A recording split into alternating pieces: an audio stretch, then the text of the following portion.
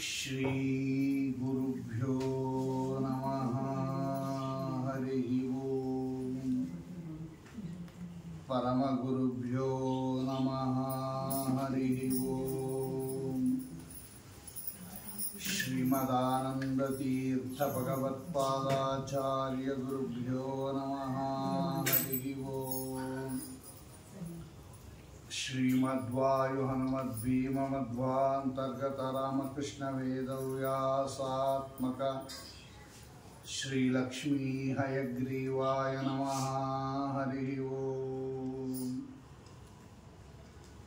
ಕರೋತು ಮಮ ಕಲ್ಯಾಣಂ ಹರಿ ಹಯಮುಖಾಭಿದಃ ಗುರುಶ್ಚ ಮಧ್ವನಾಮಾ ಮೇ ವರದೋಸ್ತು ನಿರಂತರಂ. ಆಪಾದಮೌಳಿಪರ್ಯಂತಂ ಗುರುಣಾಂ ಆಕೃತಿಂ ಸ್ಮರೇತ್ ತೇನ ವಿಘ್ನಾಃ ಪ್ರಣಶ್ಯಂತಿ ಸಿದ್ಧ್ಯಂತಿ ಚ ಮನೋರಥಾಃ.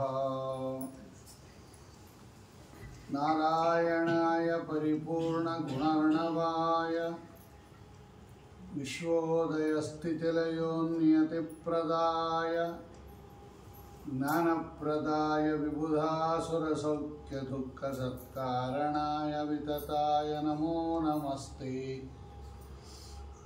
ನಾರಾಯಣಂ ಸುರಗುರುಂ ಜಗದೇಕನಾಥಂ ಭಕ್ತಪ್ರಿಯಂ ಸಕಲಲೋಕನಮಸ್ಕೃತಂ ಚ ತ್ರೈಗುಣ್ಯವರ್ಜಿತಮಜಂ ವಿಭುಮಧ್ಯಮೀಶಂ ವಂದೇ ಭವಗ್ನಮರಾಸುರಸಿದ್ಧವಂದ್ಯಂ. ದ್ವೈಪಾಯನೋಷ್ಟಪುಟನಿಸ್ಸೃತಮಪ್ರಮೇಯಂ ಪುಣ್ಯಂ ಪವಿತ್ರಮತ ಪಾಪಹರಂ ಶಿವಂ ಚ ಯೋ ಭಾರತಂ ಸಮಧಿಗಚ್ಚತಿ ವಾಚ್ಯಮಾನಂ ಕಿಂ ತಸ್ಯ ಪುಷ್ಕರಜಲೈಃ ಅಭಿಷೇಚನೇನ ಜಯತಿ ಪರಾಶರಸೂನುಃ ಸತ್ಯವತೀ ಹೃದಯನಂದನೋ ವ್ಯಾಸಃ.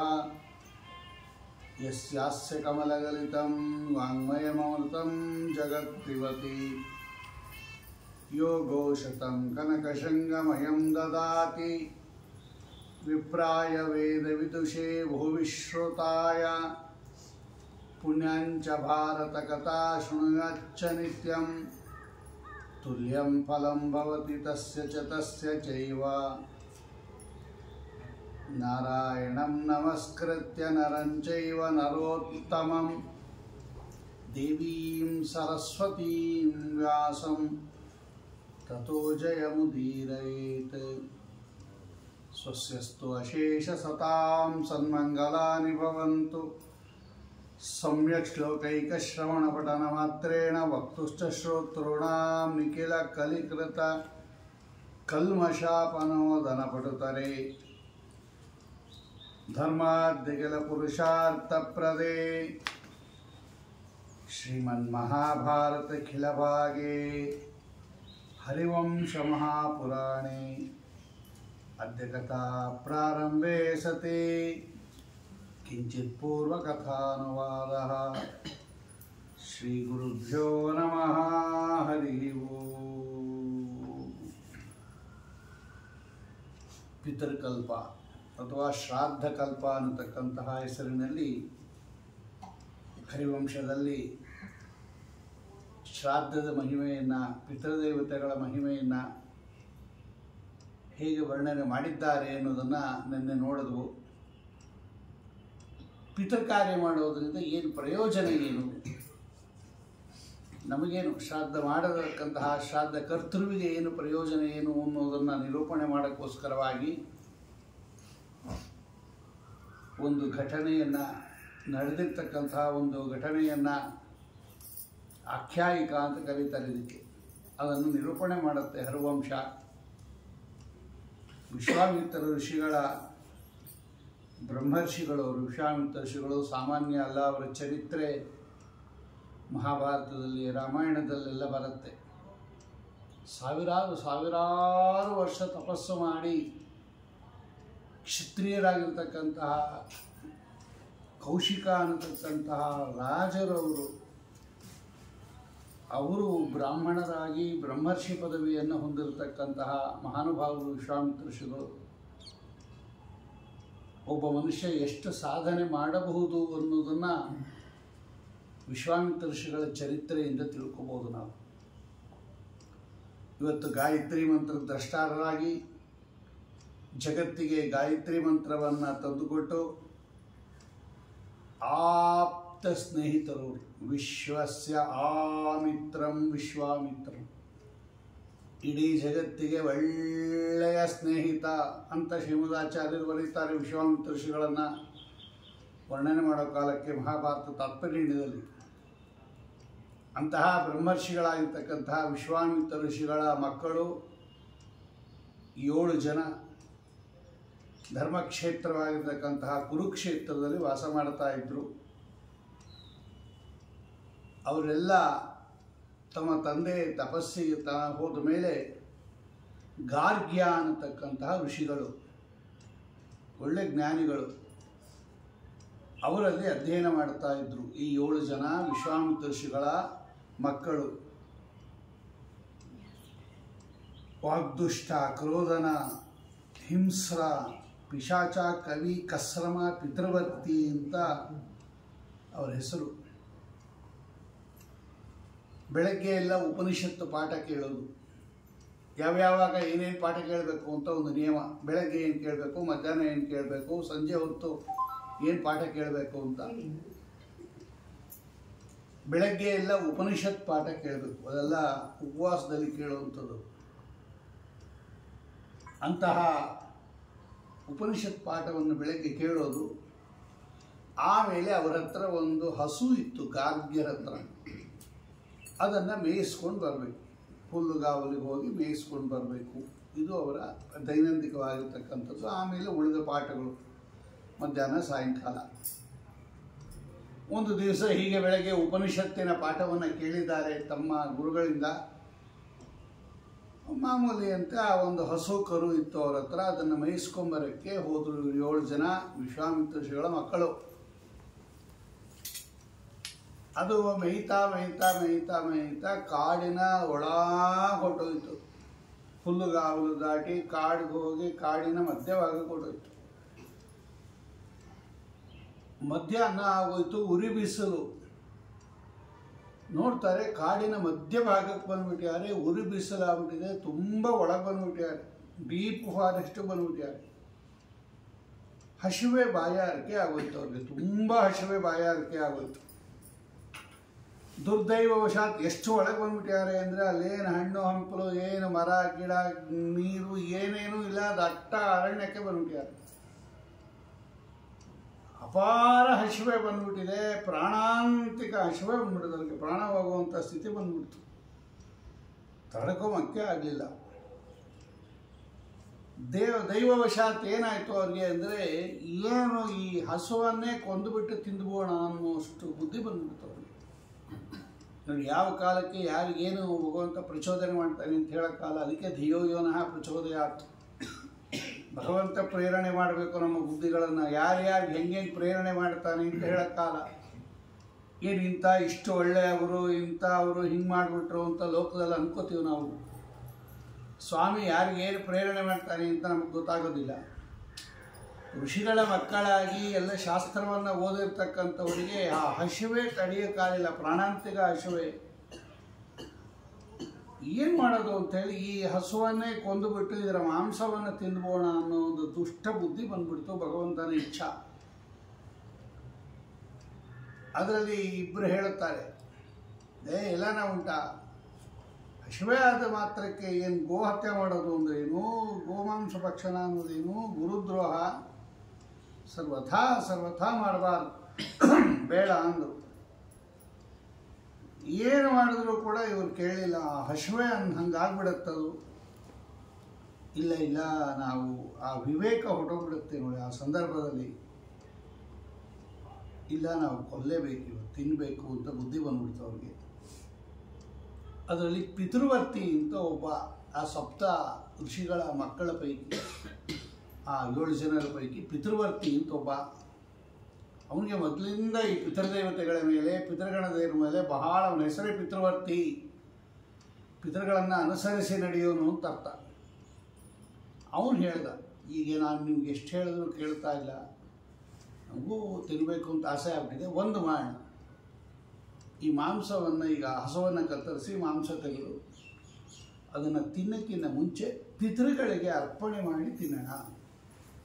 ಆ ಪಿತೃಗಳಿಗೆ ಅರ್ಪಣೆ ಮಾಡೋದಕ್ಕೆ ಶ್ರಾದ್ದ ಅಂತ ಕರೀತಾರೆ ಅಷ್ಟೇ. ಪಿತೃಂತರ್ಯಾಮಿ ಭಗವಂತನಿಗೆ ಅರ್ಪಣೆ ಮಾಡಿ ಇಷ್ಟಾದರೂ ಮಾಡಿ ತಿನ್ನೋಣ, ನಾವು ತಿನ್ನೋದೇ ಉಂಟು, ಈಗೇನು ಮಾಡೋಕ್ಕಾಗಲ್ಲ, ನೀವು ತಡೆಯೋಕ್ಕಾಗ್ತಾ ಇಲ್ಲ ಅಂಥೇಳಿ ಇಷ್ಟು ಮಾಡೋಣ ಅಂತ ಹೇಳಿದ. ಆಯಿತು ಅಂದರು. ಎಲ್ಲರೂ ಸೇರಿಕೊಂಡು ಹಸುವನ್ನು ಸಮಾನ ಮಾಡಿಬಿಟ್ರು, ಅದರ ಮಾಂಸ ತೆಗೆದ್ರು, ಒಂದು ತುಪ್ಪ ಎಲೆ ಮೇಲೆ ಇಟ್ಟರು, ಪಿತೃಗಳಿಗೆ ಅರ್ಪಣೆ ಮಾಡಿದ್ರು, ಎಲ್ಲರೂ ತಿಂದುಬಿಟ್ರು, ಹಸಿವೆ ಹೊರಟೋಯ್ತು, ಸರಿ ಹೋಯಿತು. ಈ ಗುರುಗಳು ಕೇಳಿದ್ರೆ ಏನು ಮಾಡಬೇಕು ಅಂತ ಪ್ರಶ್ನೆ ಬಂತೀಗ. ಹಸು ಬರೀ ಕರು ಒಂದು ಉಳ್ಕೋತು. ಅವರೆಲ್ಲ ಮಾತಾಡಿಕೊಂಡ್ರು, ಬಂದರು ವಾಪಸ್ಸು. ಗಾರ್ಗಿರು ಕೇಳಿದ್ರು, ಎಲ್ಲಿ ಹಸು ಎಲ್ಲಿ, ಬರೀ ಕರು ತಗೊಂಡ್ರು. ಆಗ ಅವ್ರು ಹೇಳಿದ್ರು, ಶಾರ್ದೂಲೇನ ಹತಾದೇನು ವತ್ಸೋಯಂ ಗೃಹ್ಯತಾನಿತಿ. ಒಂದು ಹುಲಿ ಬಂದು ಕೊಂದು ಬಿಡ್ತು ಹಸುವನ್ನು, ಬರೀ ಕರು ಉಳ್ಕೋತು, ನೋಡಿ ಕರು ಕರ್ಕೊಂಬಂದೀವಿ ತಗೊಳ್ರಿ. ಸರಿ ಅಂದರು ಅವರು. ಆ ಕಾಲಕ್ಕೆ ಏನು ಕಾಡದು, ಎಲ್ಲ ಹುಲಿ ಗರಿ ಬಂದು ತಿನ್ಕೊಂಡು ಹೋಗಿದೆ ಅಂದ್ಬಿಟ್ರು, ಸುಮ್ಮನೆ ಆಗ್ಬಿಟ್ರು. ನೋಡಿ ಇವರು ಎಂಥ ಕೆಟ್ಟ ಕೆಲಸ ಮಾಡಿದ್ದಾರೆ ಅಂದರೆ, ನಾವನ್ನೇ ಬ್ರಹ್ಮಣ ತೀರ್ಥರ ಆರಾಧನೆ ದಿವಸ ಹೇಳಿದೆ, ದೊಡ್ಡವರಿಗೆ ಎಷ್ಟು ದ್ರೋಹ ಮಾಡ್ತೀವೋ ಅಷ್ಟು ಆಯಸ್ಸು ಕಡಿಮೆ ಆಗ್ಬಿಡುತ್ತೆ.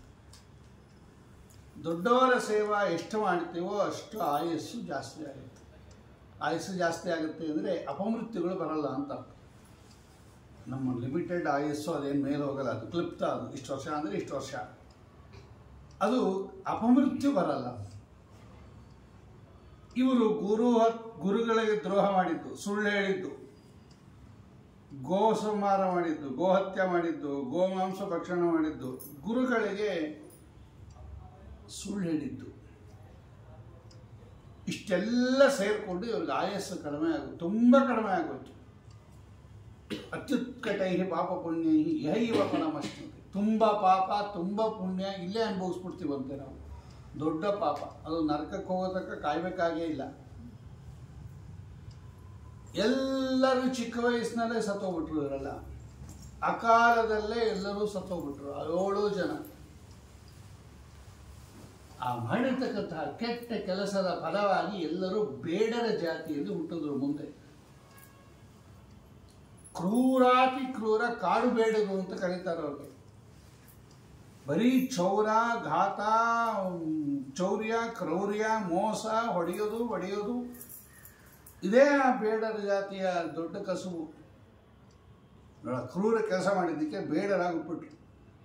ಬ್ರಹ್ಮರ್ಷಿಗಳ ಮಕ್ಕಳಾದ ಬ್ರಾಹ್ಮಣರಾದ ಈ 7 ಜನ ಎಷ್ಟು ಕೆಳಗಡೆ ಡಿಮೋಷನ್ನು ನೋಡ್ರಿ.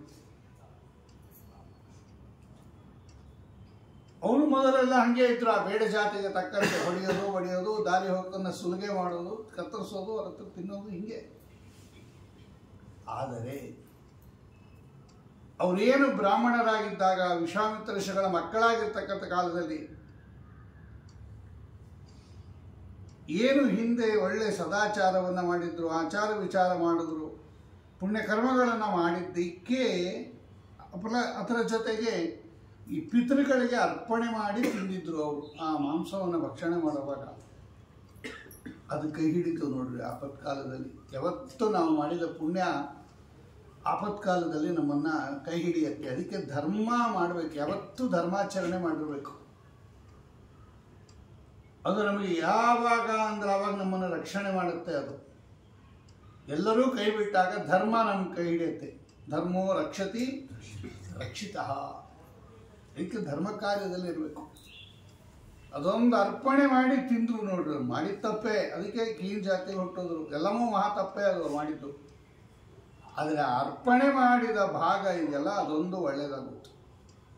ಅವ್ರಿಗೇನು ಅನುಕೂಲ ಆಯಿತು ಅಂದರೆ ಹಿಂದಿನ ಜನ್ಮದ ಸ್ಮರಣೆ ಇತ್ತು ಅವರಿಗೆ, ನಾವು ಏನಾಗಿದ್ವಿ ಅಂತ ಆ ಬೇಡರಾದಾಗ ಆಗ ಅವರೆಲ್ಲ ಮಾತಾಡ್ಕೊಂಡಂತೆ ಎಂಥ ತಪ್ಪು ಮಾಡಿಬಿಟ್ವಿ ನಾವು. ವಿಶ್ವಾಮಿತ್ರ ಋಷಿಗಳ ಮಕ್ಕಳು ಅಂದರೆ ಏನು ಸಾಮಾನ್ಯನ ಋಷಿಪುತ್ರರು, ನಾವು ಸದಾಚಾರ ಸಂಪನ್ನರು, ಭಗವದ್ ಅನುಗ್ರಹಕ್ಕೆ ಪಾತ್ರರಾಗಿರ್ತಕ್ಕಂಥವರು ಅಂತ ತಿಳ್ಕೊಂಡು ಇನ್ಮೇಲೆ ನಾವು ಕ್ರೂರರಾಗಬಾರ್ದು ಅಂತ ತಿಳ್ಕೊಂಡು ಆ ಬೇಡರ ಜಾತಿಯಲ್ಲಿದ್ದಾಗ ಹಿಂಸೆ, ಚೌರ್ಯ, ಮೋಸ ಎಲ್ಲ ಬಿಟ್ಟುಬಿಟ್ರು. ತಂದೆ ತಾಯಿಗಳ ಸೇವಾ ಮಾಡಿದ್ರು, ಭಗವಂತನನ್ನು ಆರಾಧನೆ ಮಾಡಿದ್ರು. ಹಗಲು ಇರುಳು ಆ ಬೇಡರ ಜಾತಿಯಲ್ಲೇ ಒಳ್ಳೆ ಸಾತ್ವಿಕ ಆಹಾರ ಸ್ವೀಕಾರ ಮಾಡೋಕ್ಕೆ ಶುರು ಮಾಡಿದ್ರು. ಅವರೆಲ್ಲ ಏನು ಮಾಡಿದ್ರು ಆಮೇಲೆ ಅಂತ ಹೇಳಿದ್ರೆ, ತಮ್ಮ ದೇಹವನ್ನು, ಬೇಡ ಜಾತಿಯನ್ನು, ತಂದೆ ತಾಯಿಗಳ ಸೇವೆಯನ್ನು ಮಾಡಿ ಎಲ್ಲ ಪ್ರಾಣತ್ಯಾಗ ಮಾಡಿದ್ರು. ಆ ಮಾಡಿರ್ತಕ್ಕಂತಹ ಸೇವಾ ಫಲವಾಗಿ ಅಂದರೆ ತಂದೆ ತಾಯಿಗಳ ಸೇವಾ, ಮಾತೃಭಕ್ತಿ, ಪಿತೃಭಕ್ತಿ, ಸತ್ಯ, ಅಹಿಂಸಾ ಇವುಗಳ ಫಲವಾಗಿ ಅವರೆಲ್ಲ ಕಾಲಂಜರ ಅಂತ ಒಂದು ಪರ್ವತದಲ್ಲಿ ಎಲ್ಲ ಜಿಂಕೆಗಳಾಗಿ ಹುಟ್ಟಿದ್ರು ಅದರ ಮುಂದಿನ ಜನ್ಮದಲ್ಲಿ. ಆವಾಗಲೂ ಅವರಿಗೆ ಹಿಂದಿನ ಜನ್ಮದ ಸ್ಮರಣೆ ಇತ್ತು, 2 ಜನ್ಮದ ಸ್ಮರಣೆ ಇತ್ತು. ಈ ಜಿಂಕೆಗಳೆಲ್ಲ ಮಹಾಪ್ರಣಯಾಸಕ್ತವಾಗಿರ್ತಕ್ಕಂತಹ ಜೀವಿಗಳು. ಸಾಮಾನ್ಯವಾಗಿ ಎಲ್ಲವೂ ಕೂಡ ಸಾಧು ಪ್ರಾಣಿಗಳು, ಬರೀ ನೀರು ಕುಡಿಯೋದು, ಹುಲ್ಲು ತಿನ್ನೋದು, ಅವು ಅಷ್ಟೇ ಹಂಗೆ ಇದ್ದುಬಿಟ್ರು ಅವರು ಕೂಡ. ಆ ಜಿಂಕೆ ಜನ್ಮದಲ್ಲೂ ಕೂಡ ಒಳ್ಳೆಯ ಸದಾಚಾರವನ್ನು ಪಾಲಿಸಿ, ಮೊದಲೇ ಅದು ಸಾಧು ಪ್ರಾಣಿ, ಇವರು ಹಾಗೆ ಸಾಧುಗಳಾಗೇ ಇದ್ದರು, ಯಾಕೆ ಹಿಂದಿನ ಜನ್ಮದ ಸ್ಮರಣೆ ಇತ್ತು. ಆಮೇಲೆ ಇವರೆಲ್ಲ ಏನು ಮಾಡಿದ್ರು ಅಂದರೆ, ಶರದ್ವೀಪದಲ್ಲಿ ಎಲ್ಲರೂ ಚಕ್ರವಾಕ ಪಕ್ಷಿಗಳಾಗಿ ಹುಟ್ಟಿದ್ರು 7 ಜನನು. ಅತ್ಯಂತ ಪ್ರಣಯಪೂರ್ವಕ ಪಕ್ಷಿ ಅದು. ಚಕ್ರವಾಕ ಪಕ್ಷಿ ಇದೆಯಲ್ಲ, ಅದು ಕಾಮಕೇಳಿಗೆ ಹೆಸರಾಗಿರ್ತಕ್ಕಂತಹ ಪಕ್ಷಿ. ಅದು ಒಂದು ಸ್ವಲ್ಪ ಹೊತ್ತು ಆ ಹೆಣ್ಣು ಪಕ್ಷಿಯನ್ನು ದೂರ ಹೋದರೆ ಇದು ಕೂಕ್ಕೊಳ್ಳೋಕೆ ಶುರು ಆಗುತ್ತೆ. ಅಂತಹ ಜನ್ಮದಲ್ಲಿದ್ದರೂ ಕೂಡ ಆ ಹಿಂದಿನ ಜನ್ಮದ ಸ್ಮರಣೆಯಿಂದ, ಭಗವಂತನ ಚಿತ್ತದಿಂದ ಈವಾಗಲೂ ಕೂಡ ಒಳ್ಳೆ ಶೀಲವೃತ್ತಿಯನ್ನು ಅನುಸರಿಸಿ ಅವರು, ಆಗ ಅವರಿಗೆಲ್ಲ ಬೇರೆ ಬೇರೆ ಹೆಸರಿತ್ತು. ಅದೆಲ್ಲ ಹರಿವಂಶದಲ್ಲಿದೆ. 7 ಜನಕ್ಕೆ ಬೇರೆ ಬೇರೆ ಬಂದಾಗ ಏನೇನು ಹೆಸರಿತ್ತು ಅಂತ. ಆ ಜನ್ಮವನ್ನು ಕೂಡ ಕಳ್ಕೊಂಡ್ರು ಅವರು. ಆಮೇಲೆ ಅವರೆಲ್ಲ ಮಾನಸ ಸರೋವರದಲ್ಲಿ ಹಂಸ ಆಗಿ ಹುಟ್ಟಿದ್ರು ಮುಂದಿನ ಜನ್ಮದಲ್ಲಿ. ಹಂಸ ಪಕ್ಷಿ ಮಹಾಶುದ್ಧವಾಗಿರ್ತಕ್ಕಂಥದ್ದು, ಸ್ವಚ್ಛ ಬೆಳ್ಳಗಿರುತ್ತಂಥದ್ದು. ಅಚ್ಚ ಪಿಚ್ಚ ಇವ ವಂಚತಿ ಈ ಥರದ್ದು. ಆ ಹಂಸ ಮಾನಸ ಸರೋವರದಲ್ಲಿ ಚೆನ್ನಾಗಿ ಪದ್ಮಗರ್ಭ, ಅರವಿಂದಾಕ್ಷ, ಹೈಮಗರ್ಭ, ಸುಲೋಚನ, ಗುರಿಬಿಂದು, ಸುಬಿಂದು, ಕ್ಷೀರಗರ್ಭ ಅಂತ 7 ಹಂಸಗಳಾಗಿದ್ದಾಗ ಅವರ ಹೆಸರು. ಅಲ್ಲೂ ಕೂಡ ಅಲೆಗಳ ಮೇಲೆ ಕೂತ್ಕೊಂಬಂದು ಮಾನಸ ಸರೋವರದಲ್ಲಿ ತಪಸ್ಸು ಮಾಡ್ತಾ ಇದ್ದಾರೆ. ಎಷ್ಟೋ ಜನ ನೋಡಿ ಆಶ್ಚರ್ಯಪಟ್ಟರಂತೆ. ಅವರೆಲ್ಲ ಏನಿದು ಈ ಹಂಸ ಇಷ್ಟು ಚೆನ್ನಾಗಿ ಧ್ಯಾನ ಮಾಡುತ್ತಲ್ಲ ಅಂತ. ಒಂದು ದಿವಸ ಆ ಕಾಂಪಿಲ್ಯ ಅಂತ ಒಂದು ದೇಶದ ದೊರೆ, ಆ ಕಾಂಪಿಲ್ಯ ದೇಶದ ದೊರೆ ವಿಭ್ರಾಜ ಅಂತ, ಅವನು ಜಲಕ್ರೀಡೆ ಆಡಕ್ಕೆ ಬಂದ ಆ ಮಾನಸ ಸರೋವರಕ್ಕೆ. ಅಪಾರ ತನ್ನ ಹೆಣ್ಣು ಮಕ್ಕಳೊಂದಿಗೆ, ಸ್ತ್ರೀಯರೊಂದಿಗೆ ಜಲಕ್ರೀಡೆ ಆಡಕ್ಕೆ ಬಂದ. ಏನು ಎಷ್ಟೊತ್ತು ಬೇಕೋ ಅಷ್ಟೊತ್ತು ಜಲಕ್ರೀಡೆ ಆಡ್ದ. ಮೇಲೆ ಬರ್ತಾನೆ, ಅವ್ರಿಗೆ ಒರೆಸೋದೇನು, ಎಲ್ಲ ಹೆಣ್ಣು ಮಕ್ಕಳು ಮೈ ಒರೆಸೋದೇನು, ಕನ್ನಡಿ ತೋರಿಸೋದೇನು, ಸಂಬ್ರಾಣಿ ಹಾಕೋದೇನು, ದಾಸಿಯರು ಚಾಮರ ಬೀಸೋದೇನು, ಪೀಠ ಕೊಟ್ಟೋದೇನು, ವೈಭವ ರಾಜಭೋಗ, ಅದನ್ನೆಲ್ಲ ಈ 7 ಹಂಸಗಳ ನೋಡ್ತಾ ಇತ್ತು. ಧ್ಯಾನ ಮಾಡ್ತಾ ಇದ್ದಾಗ ಅದರಲ್ಲಿ 3 ಹಂಸಗಳು ಮಾತಾಡ್ಕೊಂಡಂತೆ. ಏನು ವೈಭವ, ರಾಜವೈಭವ ಅಂದರೆ ರಾಜವೈಭವನೇ ಅದು. ಬಂಗಾರ, ಬೆಳ್ಳಿ, ಪಲ್ಲಕ್ಕಿ, ಆಳುಗಳು, ಕಾಳುಗಳು, ಆನೆ, ಕುದುರೆ, ಏನು ಕಾಲಿಗೆ ಸ್ನೇಹಿತರು. ಹುಟ್ಟಿದರೆ ಈ ರಾಜವಂಶದಲ್ಲಿ ಹುಟ್ಟಬೇಕು ಅಂತ ಆಸೆ ಆಗೋಯ್ತು ಅವರಿಗೆ. ಅವ್ರು ಕೇಳ್ಕೋತು, ಒಂದು ಹಂಸ ಕೇಳ್ಕೋತು ಅದರಲ್ಲಿ, ದೇವರೇ ಮುಂದಿನ ಜನ್ಮದಲ್ಲಿ ನಾನೇನಾದರೂ ಹುಟ್ಟೋದಾದರೆ ನನ್ನನ್ನು ಒಂದು ರಾಜವಂಶದಲ್ಲಿ ಹುಟ್ಟಿಸು ಅಂತ ಪ್ರಾರ್ಥನೆ ಮಾಡ್ಬಿಡ್ತು. ಇನ್ನೆರಡು ಹಂಸ ಏನು ಮಾಡಿತು ಅಂದರೆ, ನೋಡು ನೀನು ರಾಜವಂಶದಲ್ಲಿ ಬರೋದಾದರೆ ನಾನು ನಿಮಗೆ ಮಂತ್ರಿಗಳಾಗಿ ಬರ್ತೀವಿ ಅಂತ ಅದೆರಡು ಮನಸ್ಸಿನಲ್ಲಿ ಆಲೋಚನೆ ಮಾಡಿತು. ಈ 3 ಹಂಸಗಳ ಮಾತನ್ನು 4 ಬೇರೆ ಹಂಸ ಇತ್ತಲ್ಲ ಅದು ಕೇಳಿಸ್ಕೊತಂತೆ. ಛೇ ಛೇ ಛೇ ಎಂಥ ತಪ್ಪು ಮಾಡಿಬಿಟ್ರಿ ನೀವು. ನಾವು ದೊಡ್ಡ ವಿಶ್ವಾಮಿತ್ರ ಋಷಿಗಳ ಮಕ್ಕಳು, ಬ್ರಹ್ಮರ್ಷಿಗಳಾದ ವಿಶ್ವಾಮಿತ್ರ ಋಷಿಗಳ ಮಕ್ಕಳು ತಪ್ಪು ಕೆಲಸ ಮಾಡಿ ಅನೇಕ ಜನ್ಮಗಳನ್ನು ದಾಟಿ ಬೇಡರಾಗಿ, ಆಮೇಲೆ ಚಿಗರೆಗಳು ಅಂದರೆ ಜಿಂಕೆಗಳಾಗಿ, ಚಕ್ರವಾಕ ಪಕ್ಷಿಗಳಾಗಿ, ಈ ಹಂಸಗಳಾಗಿ ಬಂದಿದ್ದೀವಿ. ಈ ಜನ್ಮದಲ್ಲಿ ಸಾರ್ಥಕ ಮಾಡಿಕೊಂಡು ಪಾಪಗಳನ್ನು ಕಳ್ಕೊಂಡು ಮುಂದಿನ ಜನ್ಮದಲ್ಲಿ ಒಳ್ಳೆ ಶ್ರೇಷ್ಠ ಬ್ರಾಹ್ಮಣ ಜನ್ಮವನ್ನು ಪಡೆದು ಸದಾಚಾರ ಸಂಪನ್ನರಾಗಿ ಜ್ಞಾನಭಕ್ತಿ ವೈರಾಗ್ಯಾದಿಗಳನ್ನು ಪಡೆದು ಪಾಠಕ್ರಮದಲ್ಲಿ ಪಾಠಪ್ರವಚನ ಮಾಡಿಕೊಂಡು ಬ್ರಾಹ್ಮಣ ಜನ್ಮ ಎಂಥದ್ದು, ಮುಂದಿನ ಜನ್ಮಕ್ಕೆ ಸೋಪಾನ. ಅದು ಕಡೇ ಮೆಟ್ಲದು, ದಾಟಿಬಿಟ್ರೆ ಮೋಕ್ಷಕ್ಕೆ ಹೋಗುವಂಥ ಶ್ರೇಷ್ಠ ಜನ್ಮ ಅದು. ನರಜನ್ಮ ಬಾಹುವುದೇ ಕಷ್ಟ. ಅಂತಹ ಜನ್ಮದಲ್ಲಿ ನಾವೆಲ್ಲ ಇದ್ದೇವೆ, ಅದೆಲ್ಲ ಅರ್ಥ ಮಾಡ್ಕೋಬೇಕು. ಅದರಲ್ಲೂ ಬ್ರಾಹ್ಮಣ ಜನ್ಮ, ಮನುಷ್ಯ ಜನ್ಮ ಬರೋದೇ ಬಹಳ ದುರ್ಲಭ. ದಾಸರು ಹೇಳುತ್ತಾರೆ, ಶಾಸ್ತ್ರ ಹೇಳುತ್ತೆ, ಭಾಗವತ ಹೇಳುತ್ತೆ.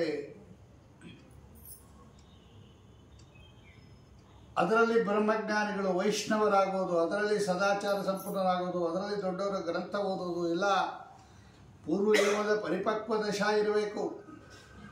ಅಂಥ ಜನ್ಮದಲ್ಲಿ ಬಂದು ನಾವೇನಾದರೂ ಈ ಪದಾರ್ಥಗಳಿಗೆ, ವಿಷಯ ಭೋಗಗಳಿಗೆ ಮನಸೋತು ಇದನ್ನೇನಾದರೂ ಬಿಟ್ಟು ಬಿಟ್ಟರೆ ಇದಕ್ಕಿಂತ ದೊಡ್ಡ ದೊಡ್ಡ ದುರ್ದೈವ ಇಲ್ಲವೇ ಇಲ್ಲ. ಇನ್ನು ಅದು ಹೇಳ್ತದೆ, ಇನ್ನೊಂದು ಜನ್ಮದಲ್ಲಿ ಬ್ರಾಹ್ಮಣರಾಗುಂಟು ಒಳ್ಳೆ ಸದಾಚಾರ ಸಂಪನ್ನರಾಗಿ ಭಗವಂತನನ್ನು ಆರಾಧನೆ ಮಾಡಿ ಅಪರೋಕ್ಷ ಜ್ಞಾನಕ್ಕೆ ಕಾರಣ ಆಗತ್ತೆ ಅಂತ ನಾವೆಲ್ಲ ಇದ್ದಾಗ ನೀವು ಈ ಭೋಗಭಾಗ್ಯಗಳಿಗೆ ಮನಸೋತು ಮತ್ತೆ ನೀವು ವಾಪಸ್ಸು ಸಂಸಾರಕ್ಕೆ ಬರಬೇಕು, ರಾಜ ಆಗಬೇಕು ಅಂತ ಕೇಳಿಬಿಟ್ರಲ್ಲ. ಛೇ, ನಿಮ್ಮ 3 ಜನ ಸಹವಾಸನೆ ಬೇಡ ನಮಗೆ ಅಂದ್ಬಿಟ್ಟು ಆಯಿತು, ನೀನು ಮುಂದೆ ಈ ವಿಭ್ರಾಜ ಏನಿದ್ದಾನೆ ಈಗ ರಾಜ ಬಂದಿಯಾನಲ್ಲ, ಅವನು ಜಲಕ್ರೀಡೆ ಆಡೋದಕ್ಕೆ ಇವನ ಮೊಮ್ಮಗನಾಗಿ ಹುಟ್ಟಿಯ ನೀನು, ಬ್ರಹ್ಮದತ್ತ ಅನ್ನೋ ಹೆಸರಿನಿಂದ ಹುಟ್ಟಿಯ ನೀನು. ಇದೇ ಕಾಂಪಿಲ ದೇಶಕ್ಕೆ ದೊರೆಯಾಗಿ ಬರ್ತೀಯ ಮುಂದಿನ ಜನ್ಮದಲ್ಲಿ. ಇವರಿಬ್ಬರು ನಿನ್ನ ಮಂತ್ರಿಗಳಾಗಿ ಬರ್ತಾರೆ. ಕಂಡರೀಕ ಅಂತ ಒಬ್ಬ, ಪಾಂಚಿಕ ಅಂತ ಒಬ್ಬ ನಿನ್ನ ಮಂತ್ರಿಗಳಾಗಿ ಬರ್ತಾರೆ.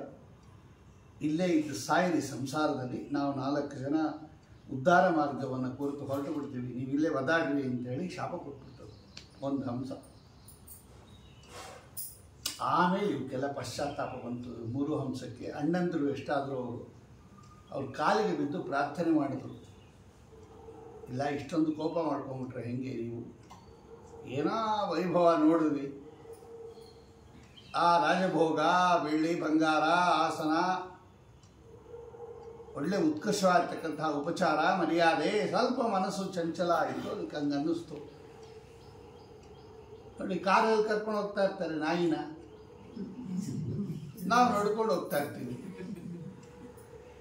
ಒಂದು ಕ್ಷಣದಲ್ಲಿ ಅನ್ಸುತ್ತೆ ಅದೇ ವಾಸಿ ನಮಗಿಂತ.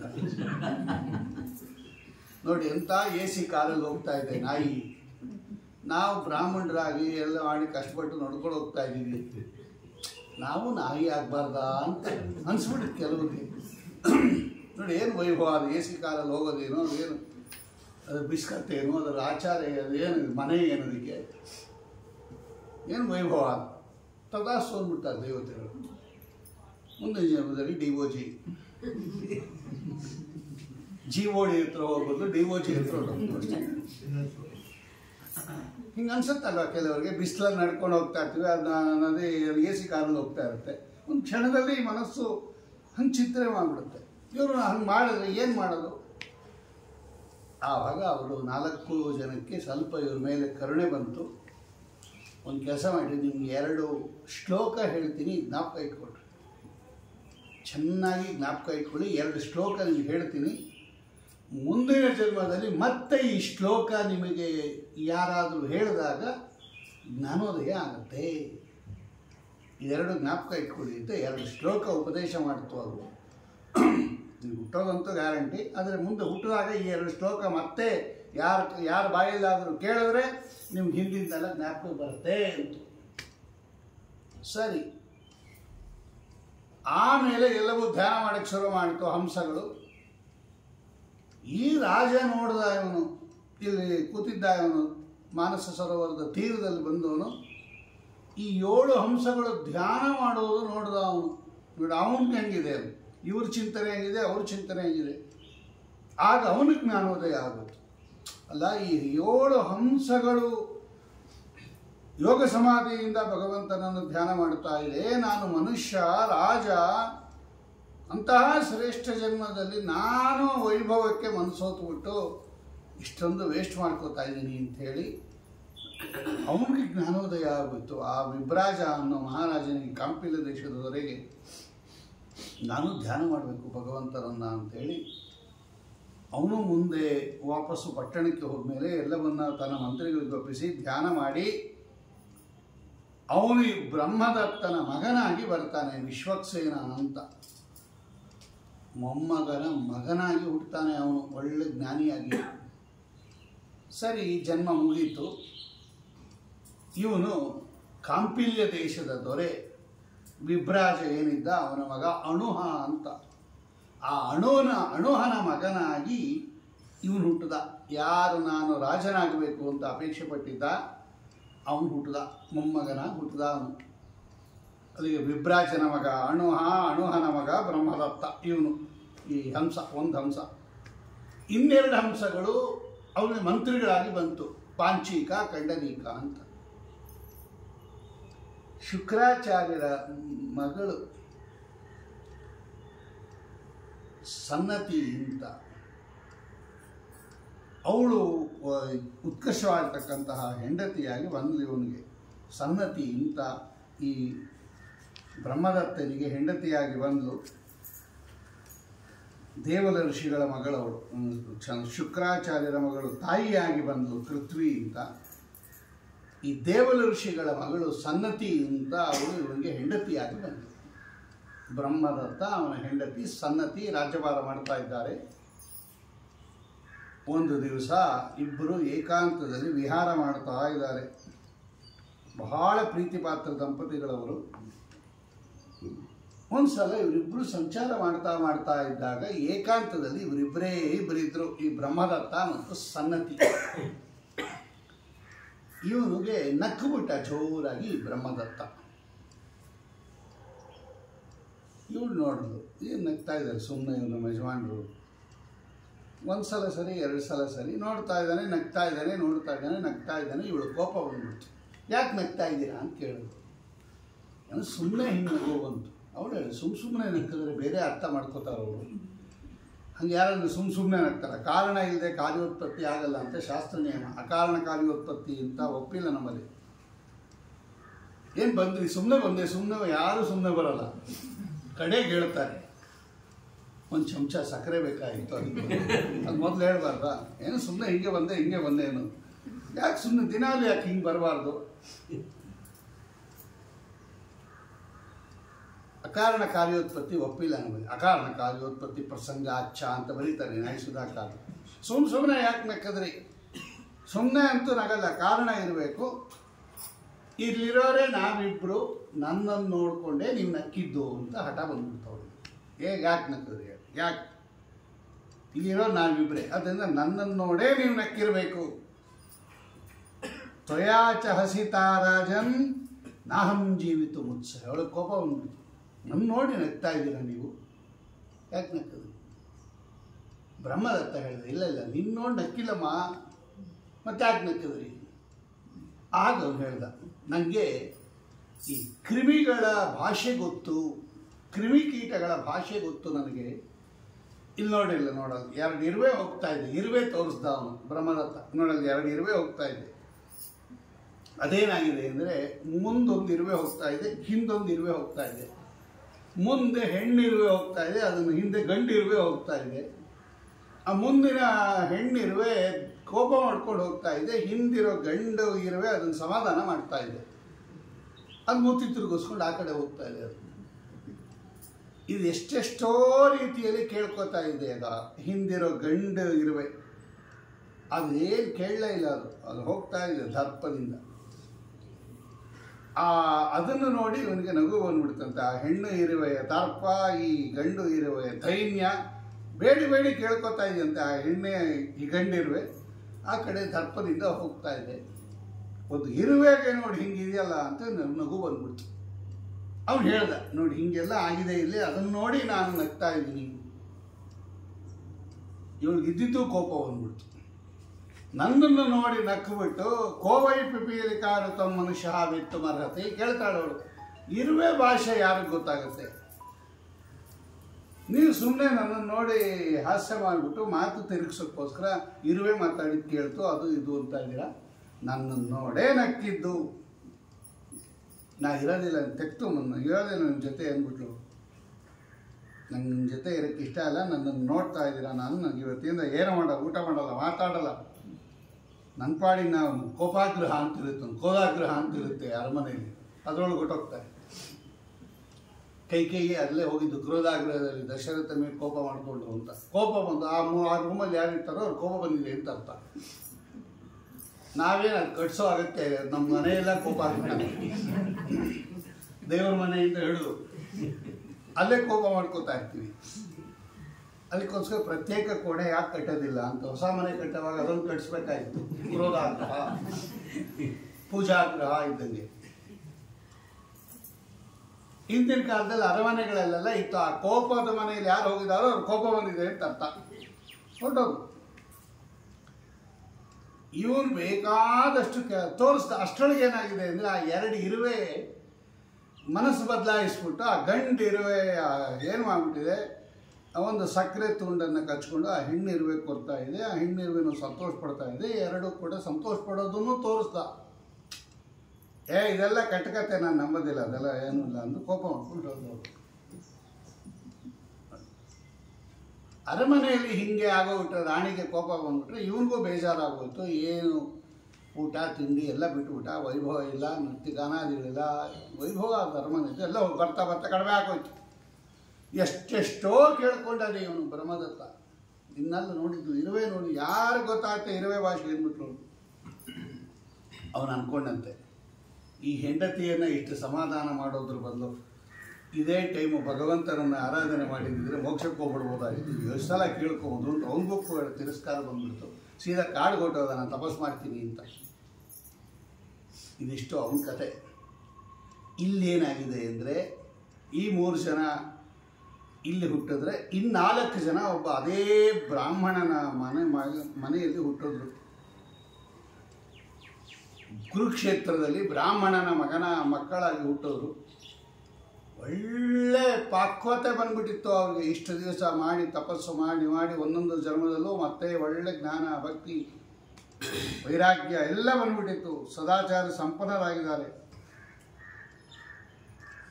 ಆಮೇಲೆ ಅವರೆಲ್ಲ ಏನು ಮಾಡಿದ್ರು ಅಂದರೆ, ಒಂದು ದಿವಸ ಅವರು ನಾವು ಇನ್ನು ಹೊರಟ್ವಿ, ನಾವು ಇಲ್ಲಿ ಇರೋದಿಲ್ಲ, ಹೊರಟೋಗ್ತೀವಿ, ಭಗವಂತರನ್ನ ಕೂತು ತಪಸ್ಸು ಮಾಡ್ತೀವಿ ಅಂತ ಹೋಗಬೇಕು ಅಂದರು.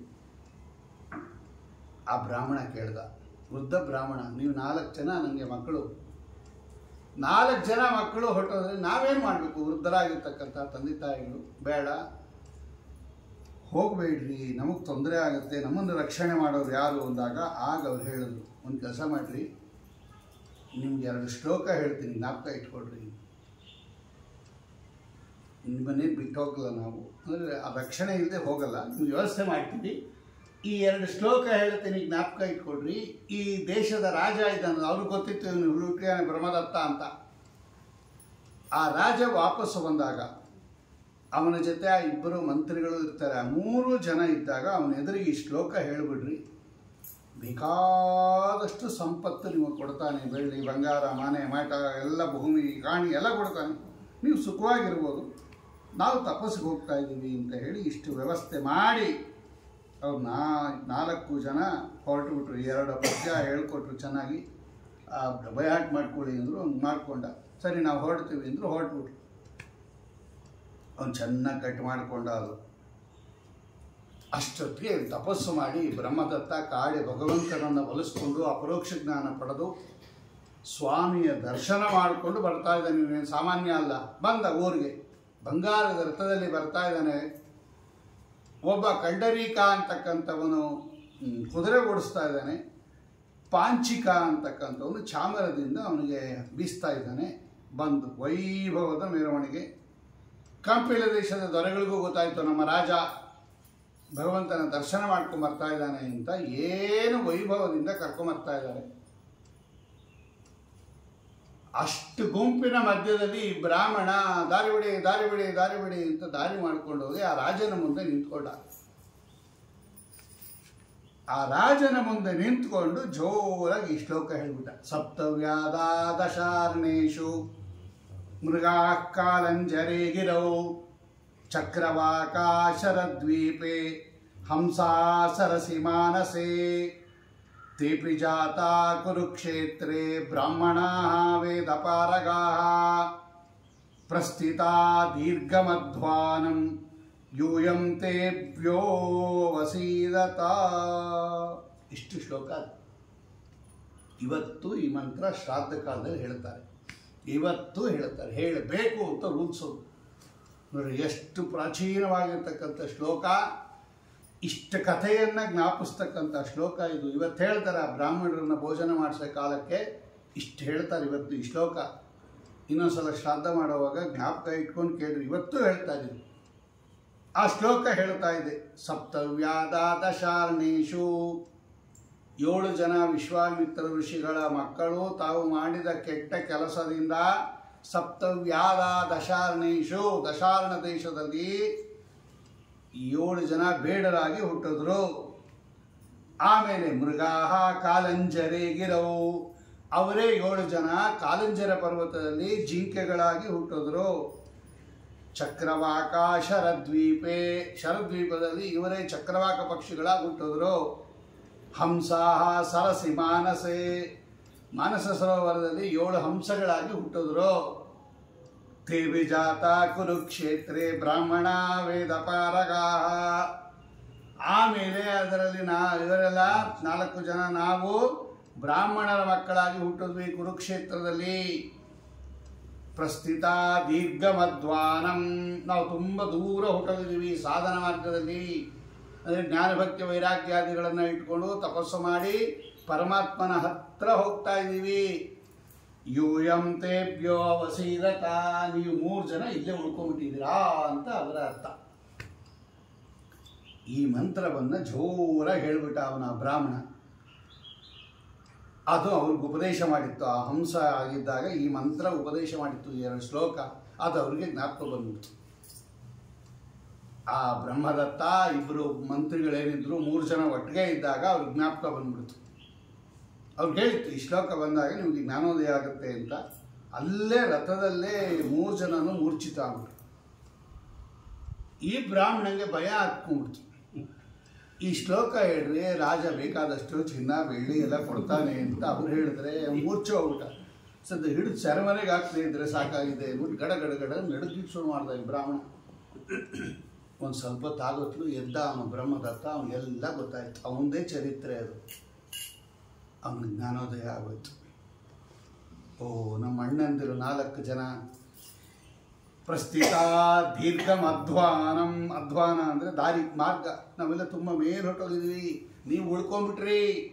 ಆ ವಿಷಯ ಭೋಗದ ಆಸೆಯಿಂದ ನೀವು ಇಲ್ಲೇ ಉಳ್ಕೊಂಬಿಟ್ರಿ, ನಾವು ದೂರ ಹೊಟ್ಟೋಗಿದ್ದೀವಿ ಅಂತ ಅದರ ಅರ್ಥ.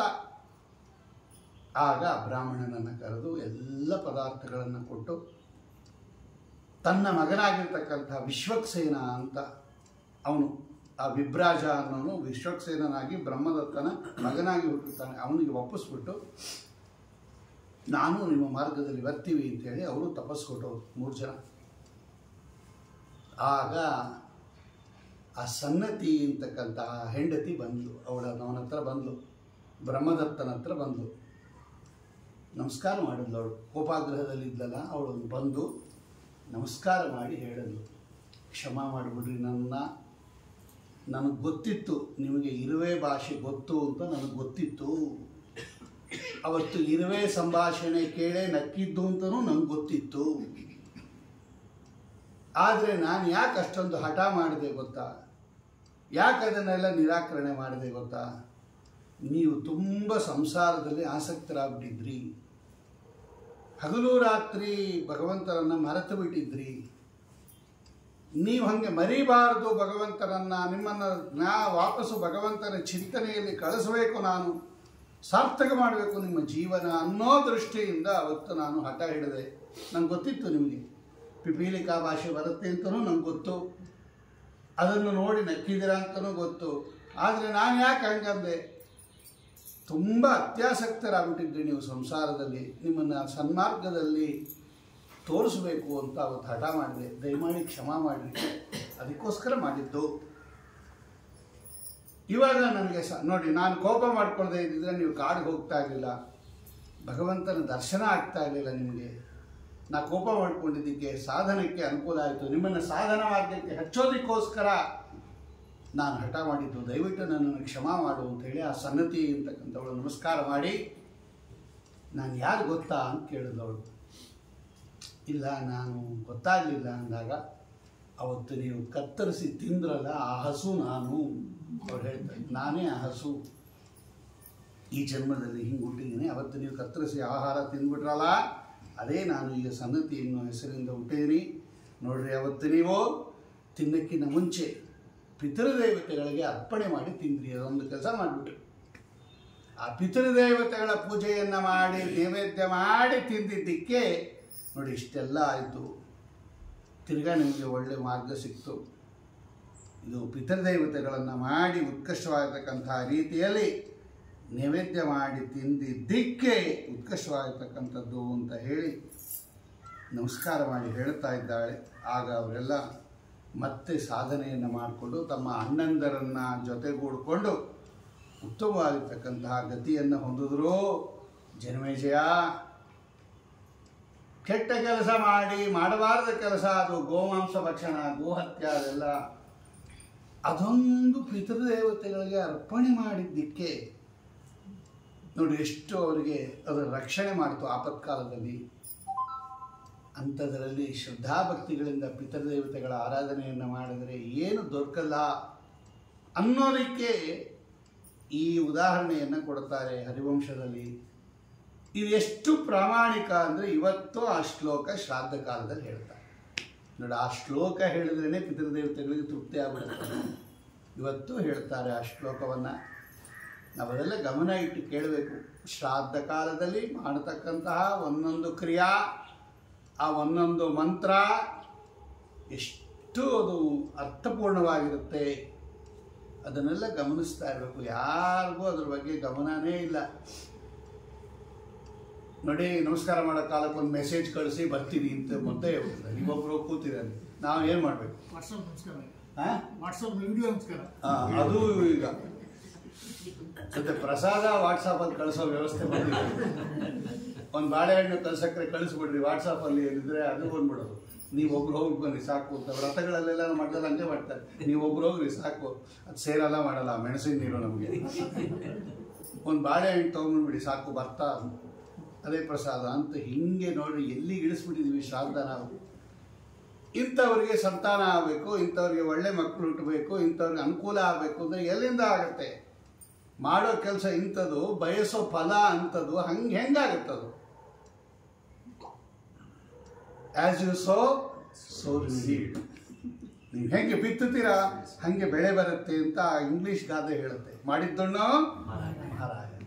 ನೀವು ಒಳ್ಳೇದು ಮಾಡಿದ್ರೆ ಒಳ್ಳೇದು, ಕೆಟ್ಟದ್ದು ಮಾಡಿದ್ರೆ ಕೆಟ್ಟದ್ದು. ಇವತ್ತು ಮಾಡೋದೆಲ್ಲ ಕೆಟ್ಟದ್ದು.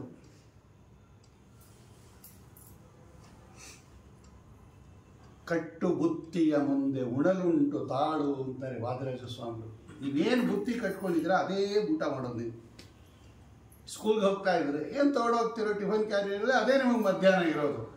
ನೀವು ಸಾಲವನ್ನು ತೊಗೊಂಡೋಗ್ಬಿಟ್ಟು ಅಲ್ಲಿ ಪಲಾವ್ ಬರಬೇಕು ಅಂದರೆ ಚೇಂಜ್ ಆಗ್ಬಿಡುತ್ತೆ ಅದು ಡಬ್ಬಿಲಿ. ನೀವೇನು ಹಾಕ್ಕೊಂಡಿದ್ದೀರ ಅದು ಬರುತ್ತೆ.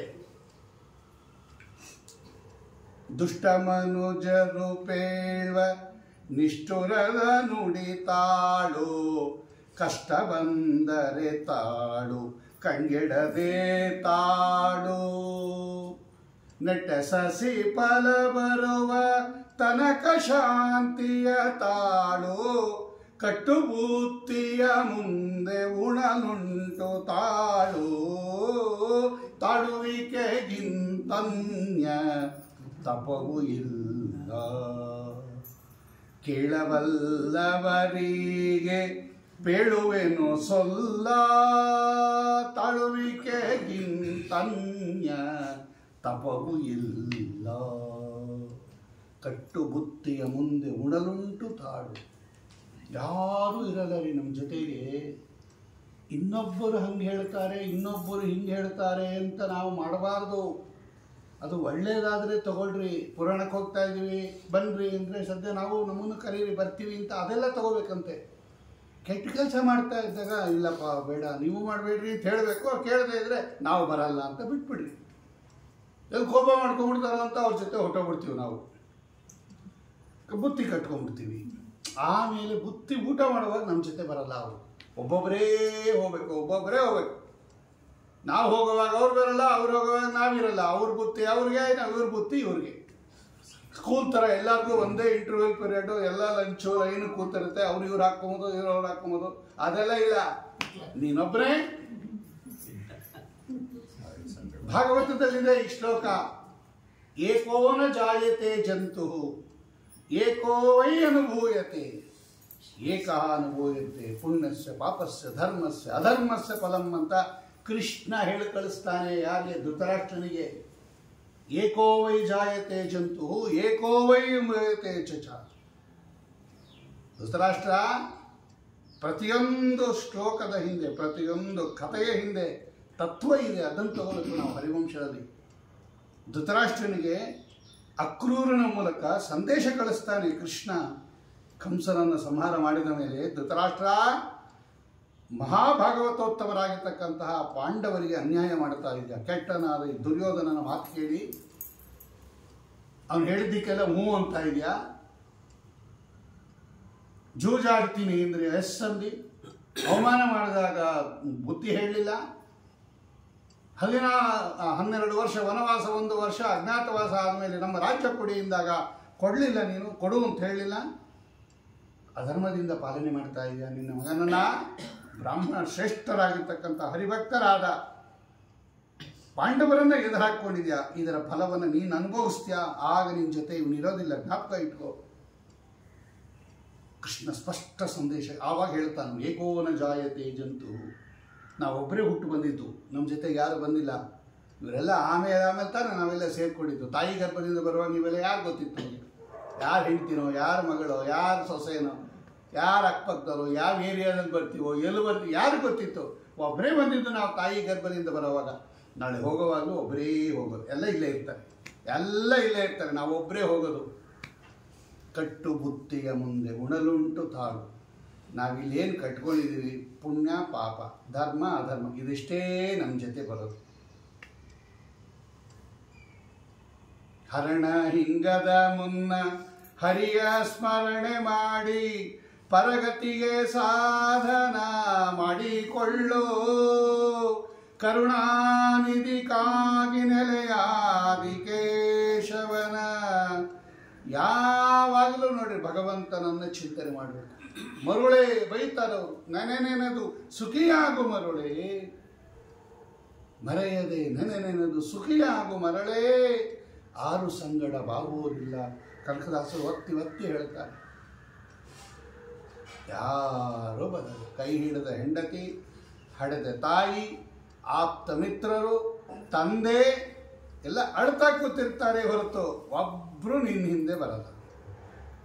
ಹೊತ್ತು ಹೋಯಿತು ಹೊರಗೆ ಹಾಕೆನುವರೋ, ಹಿತ್ತಲ ಕಸಕ್ಕಿಂತ ಕಡೆಯಾಯಿತೀ ದೇಹ, ಹೊತ್ತು ಕೊಂಡೊಯ್ದು ಅಗ್ನಿಯೊಳು ಬಿಸುಡುವರು, ಅದು ಸಂಗಡ ಬಾಬೋರಿಲ್ಲ. ಅದನ್ನು ರಾಜರಾಜರು ಆ 2 ಸಾಲಲ್ಲಿ ಹೇಳ್ತಾರೆ. ನೀವೇನು ಬುತ್ತಿ ಕಟ್ಕೋತೀರಾ ಇಲ್ಲಿ? ಒಳ್ಳೆ ಅವಕಾಶ ಇದು ಬ್ರಾಹ್ಮಣ ಜನ್ಮ ಬುತ್ತಿ ಕಟ್ಕೊಳ್ಳೋದಕ್ಕೆ. ಎಂಥ ಬುತ್ತಿ ಕಟ್ಕೋತಿರೋ ಅಂಥ ಬುತ್ತಿ ಉಣ್ತೀರ ಅಲ್ಲಿ. ಆದ್ದರಿಂದ ಧರ್ಮಾಚರಣೆಯಲ್ಲಿ ಜಾಸ್ತಿ ಮಗ್ನರಾಗಿರ್ರಿ. ಬೇಡ ಇವರೆಲ್ಲ ಅಂತಲ್ಲ, ಇವರೆಲ್ಲ ಒಳ್ಳೆ ಚೆನ್ನಾಗಿ ಉಪಯೋಗಿಸ್ಕೊಡ್ರಿ. ಹೆಂಡತಿ, ತಂದೆ, ತಾಯಿ, ಸನ್ಮಿತ್ರರು, ಬಾಂಧವರು ಇವರೆಲ್ಲ ಬೇಕು. ಇದೆಲ್ಲ ಮನೆ ಕಟ್ಟಿದಂಗೆ ಕಲ್ಲು, ಜಲ್ಲಿ, ಮರಳು, ಕಬ್ಬಣ, ಸಿಮೆಂಟು, ಟೈಲ್ಸು ಎಲ್ಲ ಬೇಕು. ಅಯ್ಯೋ ಮನೆ ಕಟ್ಟಿದ್ರೆ ಇಟ್ಟಿಗೆ ಖರ್ಚಾಗ್ಬಿಡುತ್ತೆ, ಅಯ್ಯೋ ಮನೆ ಕಟ್ಟಿದ್ರೆ ಸಿಮೆಂಟ್ ಖರ್ಚಾಗ್ಬಿಡುತ್ತೆ ಅಂತ ಹಂಗೆ ಇಟ್ಕೊಡ್ತೀವ ನಾವು. ಅದನ್ನೆಲ್ಲ ಉಪಯೋಗಿಸಿ ಮನೆ ಕಟ್ಕೊಂಡು ಸಾಧನೆ ಮಾಡ್ಕೋತಾ ಇದ್ದೀವಲ್ವಾ. ಹಾಗೆ ಇದೆಲ್ಲ ಸಾಧನ ಸಾಮಗ್ರಿಗಳು. ಇವರನ್ನೆಲ್ಲ ಉಪಯೋಗಿಸ್ಕೊಂಡು ಆ ಮುಂದಿನ ವೈಭವದ ಧರ್ಮಾಚರಣೆಯ ಬುತ್ತಿಯನ್ನು ಕಟ್ಕೋತಾನಲ್ಲ, ಇದು ಫಲವಿದು ಬಾಳದುದಕ್ಕೆ, ಇದು ಬದುಕಿದ್ದಕ್ಕೆ ಸಾರ್ಥಕ ಅಂತ ದಾಸರಾಯರು ಹೇಳ್ತಾರೆ. ನೋಡ್ರಿ, ಅವರು ಕೆಟ್ಟ ಕೆಲಸ ಮಾಡಿದ್ದದು ಗೋಹತ್ಯ, ಗೋಮಾಂಸ ಭಕ್ಷಣ ಸರ್ವಥ ಮಾಡಬಾರದು. ಆದರೆ ಪ್ರಾಣಾಂತಿಕವಾಗಿ ಮಾಡಿಬಿಟ್ರು. ಆ ಸಂದರ್ಭದಲ್ಲಿ ಅರ್ಪಣೆ ಮಾಡಿ ತಿಂದರು. ನೋಡ್ರಿ, ಇದೊಂದೇ ಅವ್ರು ಮಾಡಿದ್ದು.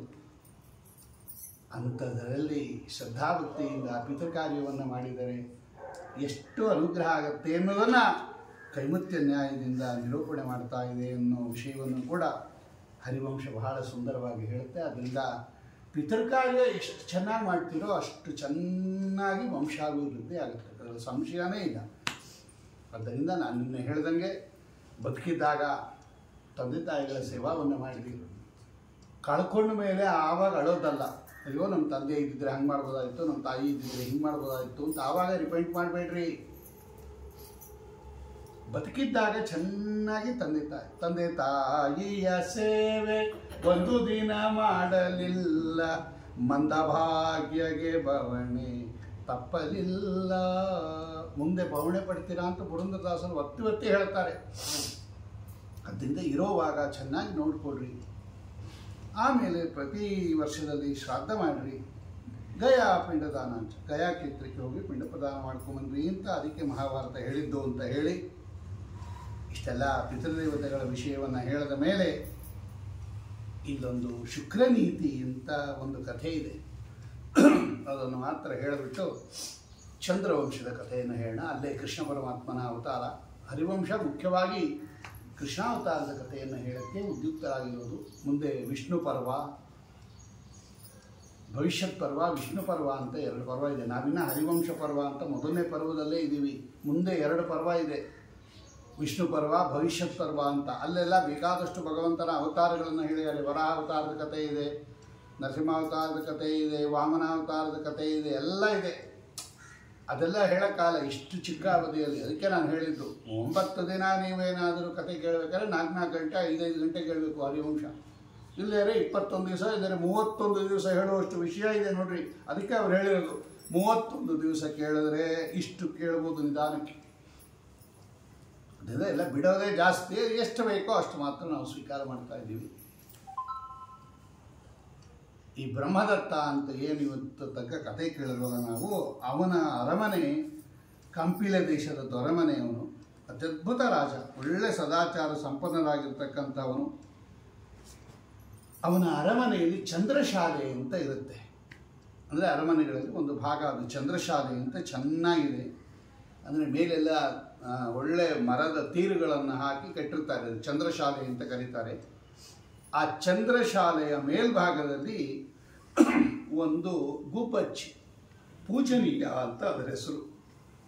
ಅದು ಸಾಮಾನ್ಯ ಗುಬ್ಬಚ್ಚಿ ಅಲ್ಲ, ಒಳ್ಳೆ ಬಣ್ಣ ಬಣ್ಣದ ಗುಬ್ಬಚ್ಚಿ. ಅದು ಒಳ್ಳೆ ರೇಷ್ಮೆ ಥರ ಮೈ, ಒಳ್ಳೆ ಕೊಕ್ಕು, ಒಳ್ಳೆ ಆಕಾರ, ಒಳ್ಳೆ ರೆಕ್ಕೆಗಳು, ಅದು ಕಲರ್ ರೆಕ್ಕೆಗಳು, ಭಾಳ ಚೆನ್ನಾಗಿತ್ತು ಅದು ಗುಬ್ಬಿ. ಆ ಗುಬ್ಬಚ್ಚಿಗೂ ಮತ್ತು ಈ ಬ್ರಹ್ಮದತ್ತನಿಗೂ ಸ್ನೇಹ. ಅವಾಗೆಲ್ಲ ಪ್ರಾಣಿಗಳೆಲ್ಲ ಮಾತಾಡ್ತಾ ಇತ್ತು. ಅದೇನು ಅಂದರೆ ಪ್ರತಿದಿನ ಬೆಳಗ್ಗೆ ಹಾರು ಹೋಗೋದು, ಎಲ್ಲ ಕಡೆ ಕಾಡು ಮೇಡು ಸಮುದ್ರ ನದಿ ದೇಶ ವಿದೇಶ ವನಗಳು ಎಲ್ಲ ಸುತ್ತಾಡಿ ಪರ್ವತಗಳು ಗಿರಿಗಳು ಎಲ್ಲ ಸುತ್ತಾಡಿ ವಿಷಯಗಳನ್ನೆಲ್ಲ ತಿಳ್ಕೊಂಡು ಸಾಯಂಕಾಲ ಈ ಬ್ರಹ್ಮದತ್ತನಿಗೆ ಎಲ್ಲ ಬಗೆಯಾಗಿ ವರ್ಣನೆ ಮಾಡ್ತಾ ಇತ್ತು. ಅವತ್ತಿನ ಕಾರ್ಯಕಲಾಪ, ದೇಶ, ವೈಭವ, ರಾಜ ಎಲ್ಲ ಮುಗಿದ ಮೇಲೆ, ಮುಕ್ತಾಯ ಆದಮೇಲೆ ಸಾಯಂಕಾಲ ಹೊತ್ತು ವಿಶ್ರಾಂತಿ ತಗೋತಾ ಇದ್ದ ಈ ಬ್ರಹ್ಮದತ್ತ. ಆವಾಗ ಗುಬ್ಬಚ್ಚಿ ಬೆಳಗ್ಗೆಯಿಂದ ಎಲ್ಲ ಸುತ್ತಾಡ್ಕೊಂಬಂದು ಆ ದೇಶ ಹೆಂಗಿತ್ತು, ಈ ದೇಶ ಹೆಂಗಿತ್ತು, ಆ ಸಮುದ್ರ ಹೆಂಗಿದೆ, ಈ ಸಮುದ್ರ ಹೆಂಗಿದೆ, ಅತ್ಯದ್ಭುತವಾದ ಚಿತ್ರ ವಿಚಿತ್ರ ಜಗತ್ರಿ ಇದು. ನಾವೇನು ನೋಡೇ ಇಲ್ಲ. ಏನೋ ಒಂದೆರಡು ಸಂಪಿಗೆ ಹೂವು, ಒಂದೆರಡು ಮಲ್ಲಿಗೆ ಹೂವು ಬಿಟ್ಟರೆ ನಮ್ಗೆ ಖುಷಿ. ಓ, ನಮ್ಮ ರೋಡಲ್ಲಿ ಫ್ರೀಯಾಗಿ ಸಂಪಿಗೆ ಸಿಗುತ್ತೆ, ಓ ನಮ್ಮ ರೋಡಲ್ಲಿ ಅದು ಸಿಗುತ್ತೆ, ಇಷ್ಟೇ. ತಪ್ಪಲ್ಲ, ಸೀಮಿತ ನಮ್ಮದು, ನಮ್ಗೆ ಅಷ್ಟಕ್ಕೆ ಖುಷಿ ಆಗ್ಬಿಡುತ್ತೆ. ಆದರೆ ಈ ಜಗತ್ತು ಹೆಂಗಿದೆ, ಏನೇನಿದೆ, ಏನು ವೈಭವ ಇದೆ, ಏನು ಸೃಷ್ಟಿ ಮಾಡಿದ್ದಾನೆ ಭಗವಂತ, ಅದನ್ನೇ ಆಚಾರ್ಯ ಹೇಳಿದ್ದು ಬಹುಚಿತ್ರ ಜಗತ್ತು ಬಹುದಾಕರಣ. ಭಾಗವತ ಪಂಚಮಸ್ಕಂದದಲ್ಲಿ ನೋಡ್ರಿ, ಭೂಗೋಳ ಖಗೋಳ ವರ್ಣನೆ ಹೆಂಗಿದೆ. ಮುದಿತನ ಬರಬಾರ್ದು, ಮುಪ್ಪು ಬರಬಾರ್ದು, ಸಾಯಬಾರ್ದು, ವರ್ಣಗಳು ವಿಕಾರ ಆಗಬಾರ್ದು, ಅಂಥ ಹಣ್ಣುಗಳು, ಅಂಥ ಎಲೆಗಳು, ಅಂಥ ಉತ್ಕೃಷ್ಟವಾಗಿರ್ತಕ್ಕಂತಹ ಪದಾರ್ಥಗಳು, ಪರ್ವತಗಳು, ಬಂಗಾರದ ಪರ್ವತಗಳು, ಏನು ಸೃಷ್ಟಿ ಮಾಡಿದ್ದಾನೆ ಭಗವಂತ. ನೋಡ್ಬೇಕಂಥದ್ದು, ಅದ ತಿಳ್ಕೋಬೇಕು. ಪುರಾಣ ಕೇಳಿ ಯಾವಾಗ ಗೊತ್ತಾಗುತ್ತೆ ನಮಗೆ ಏನು ವೈಭವ ಸ್ವಾಮಿದು ಅಂತ. ಸುಗ್ರೀವ ಹೇಳ್ತಾನೆ, ಕೇಳಿರಿ, ಸುಮ್ಮನೆ ತಿಳ್ಕೊಂಡಿರಿ, ಅದು ಮಧ್ಯದಲ್ಲಿ ಇಲ್ಲಿಲ್ಲ, ನಾನು ಹೇಳ್ತಾ ಇದ್ದೀನಿ. ಕಪಿಗಳನ್ನೆಲ್ಲ ಕಳಿಸೋವಾಗ 4 ದಿಕ್ಕಿಗೆ ಸೀತಾ ಅನ್ವೇಷಣೆಗೋಸ್ಕರ, ಸೀತಾಕೃತಿಯ ಅನ್ವೇಷಣೆಗೋಸ್ಕರ ಕಪಿ ಸೈನ್ಯವನ್ನು 4 ಭಾಗ ಮಾಡಿ ಒಂದೊಂದು ದಿಕ್ಕಿಗೆ ಒಂದೊಂದು ಕಪಿ ಸೈನ್ಯವನ್ನು ಕಳಿಸ್ತಾನೆ ಸುಗ್ರೀವ. ಆಗ ಅವನು ಹೇಳೋವಾಗ ಹೇಳ್ತಾನೆ, ಎಲ್ಲ 1 ತಿಂಗಳೊಳಗೆ ವಾಪಸ್ ಬರಬೇಕು, ನೀವೆಲ್ಲ ಸತತ ಹುಡುಕಬೇಕು ನೀವು 1 ತಿಂಗಳು. ಸಿಗದೆ ಇದ್ದರೆ ವಾಪಸ್ ಬಂದು ನಂಗೆ ಹೇಳ್ಬಿಡ್ಬೇಕು, ಸಿಕ್ಕಿಲ್ಲ ಅಂತ. ಸಿಕ್ಕಲಿಲ್ಲ ರಿಪೋರ್ಟ್ ಮಾಡಿಬಿಡ್ಬೇಕು.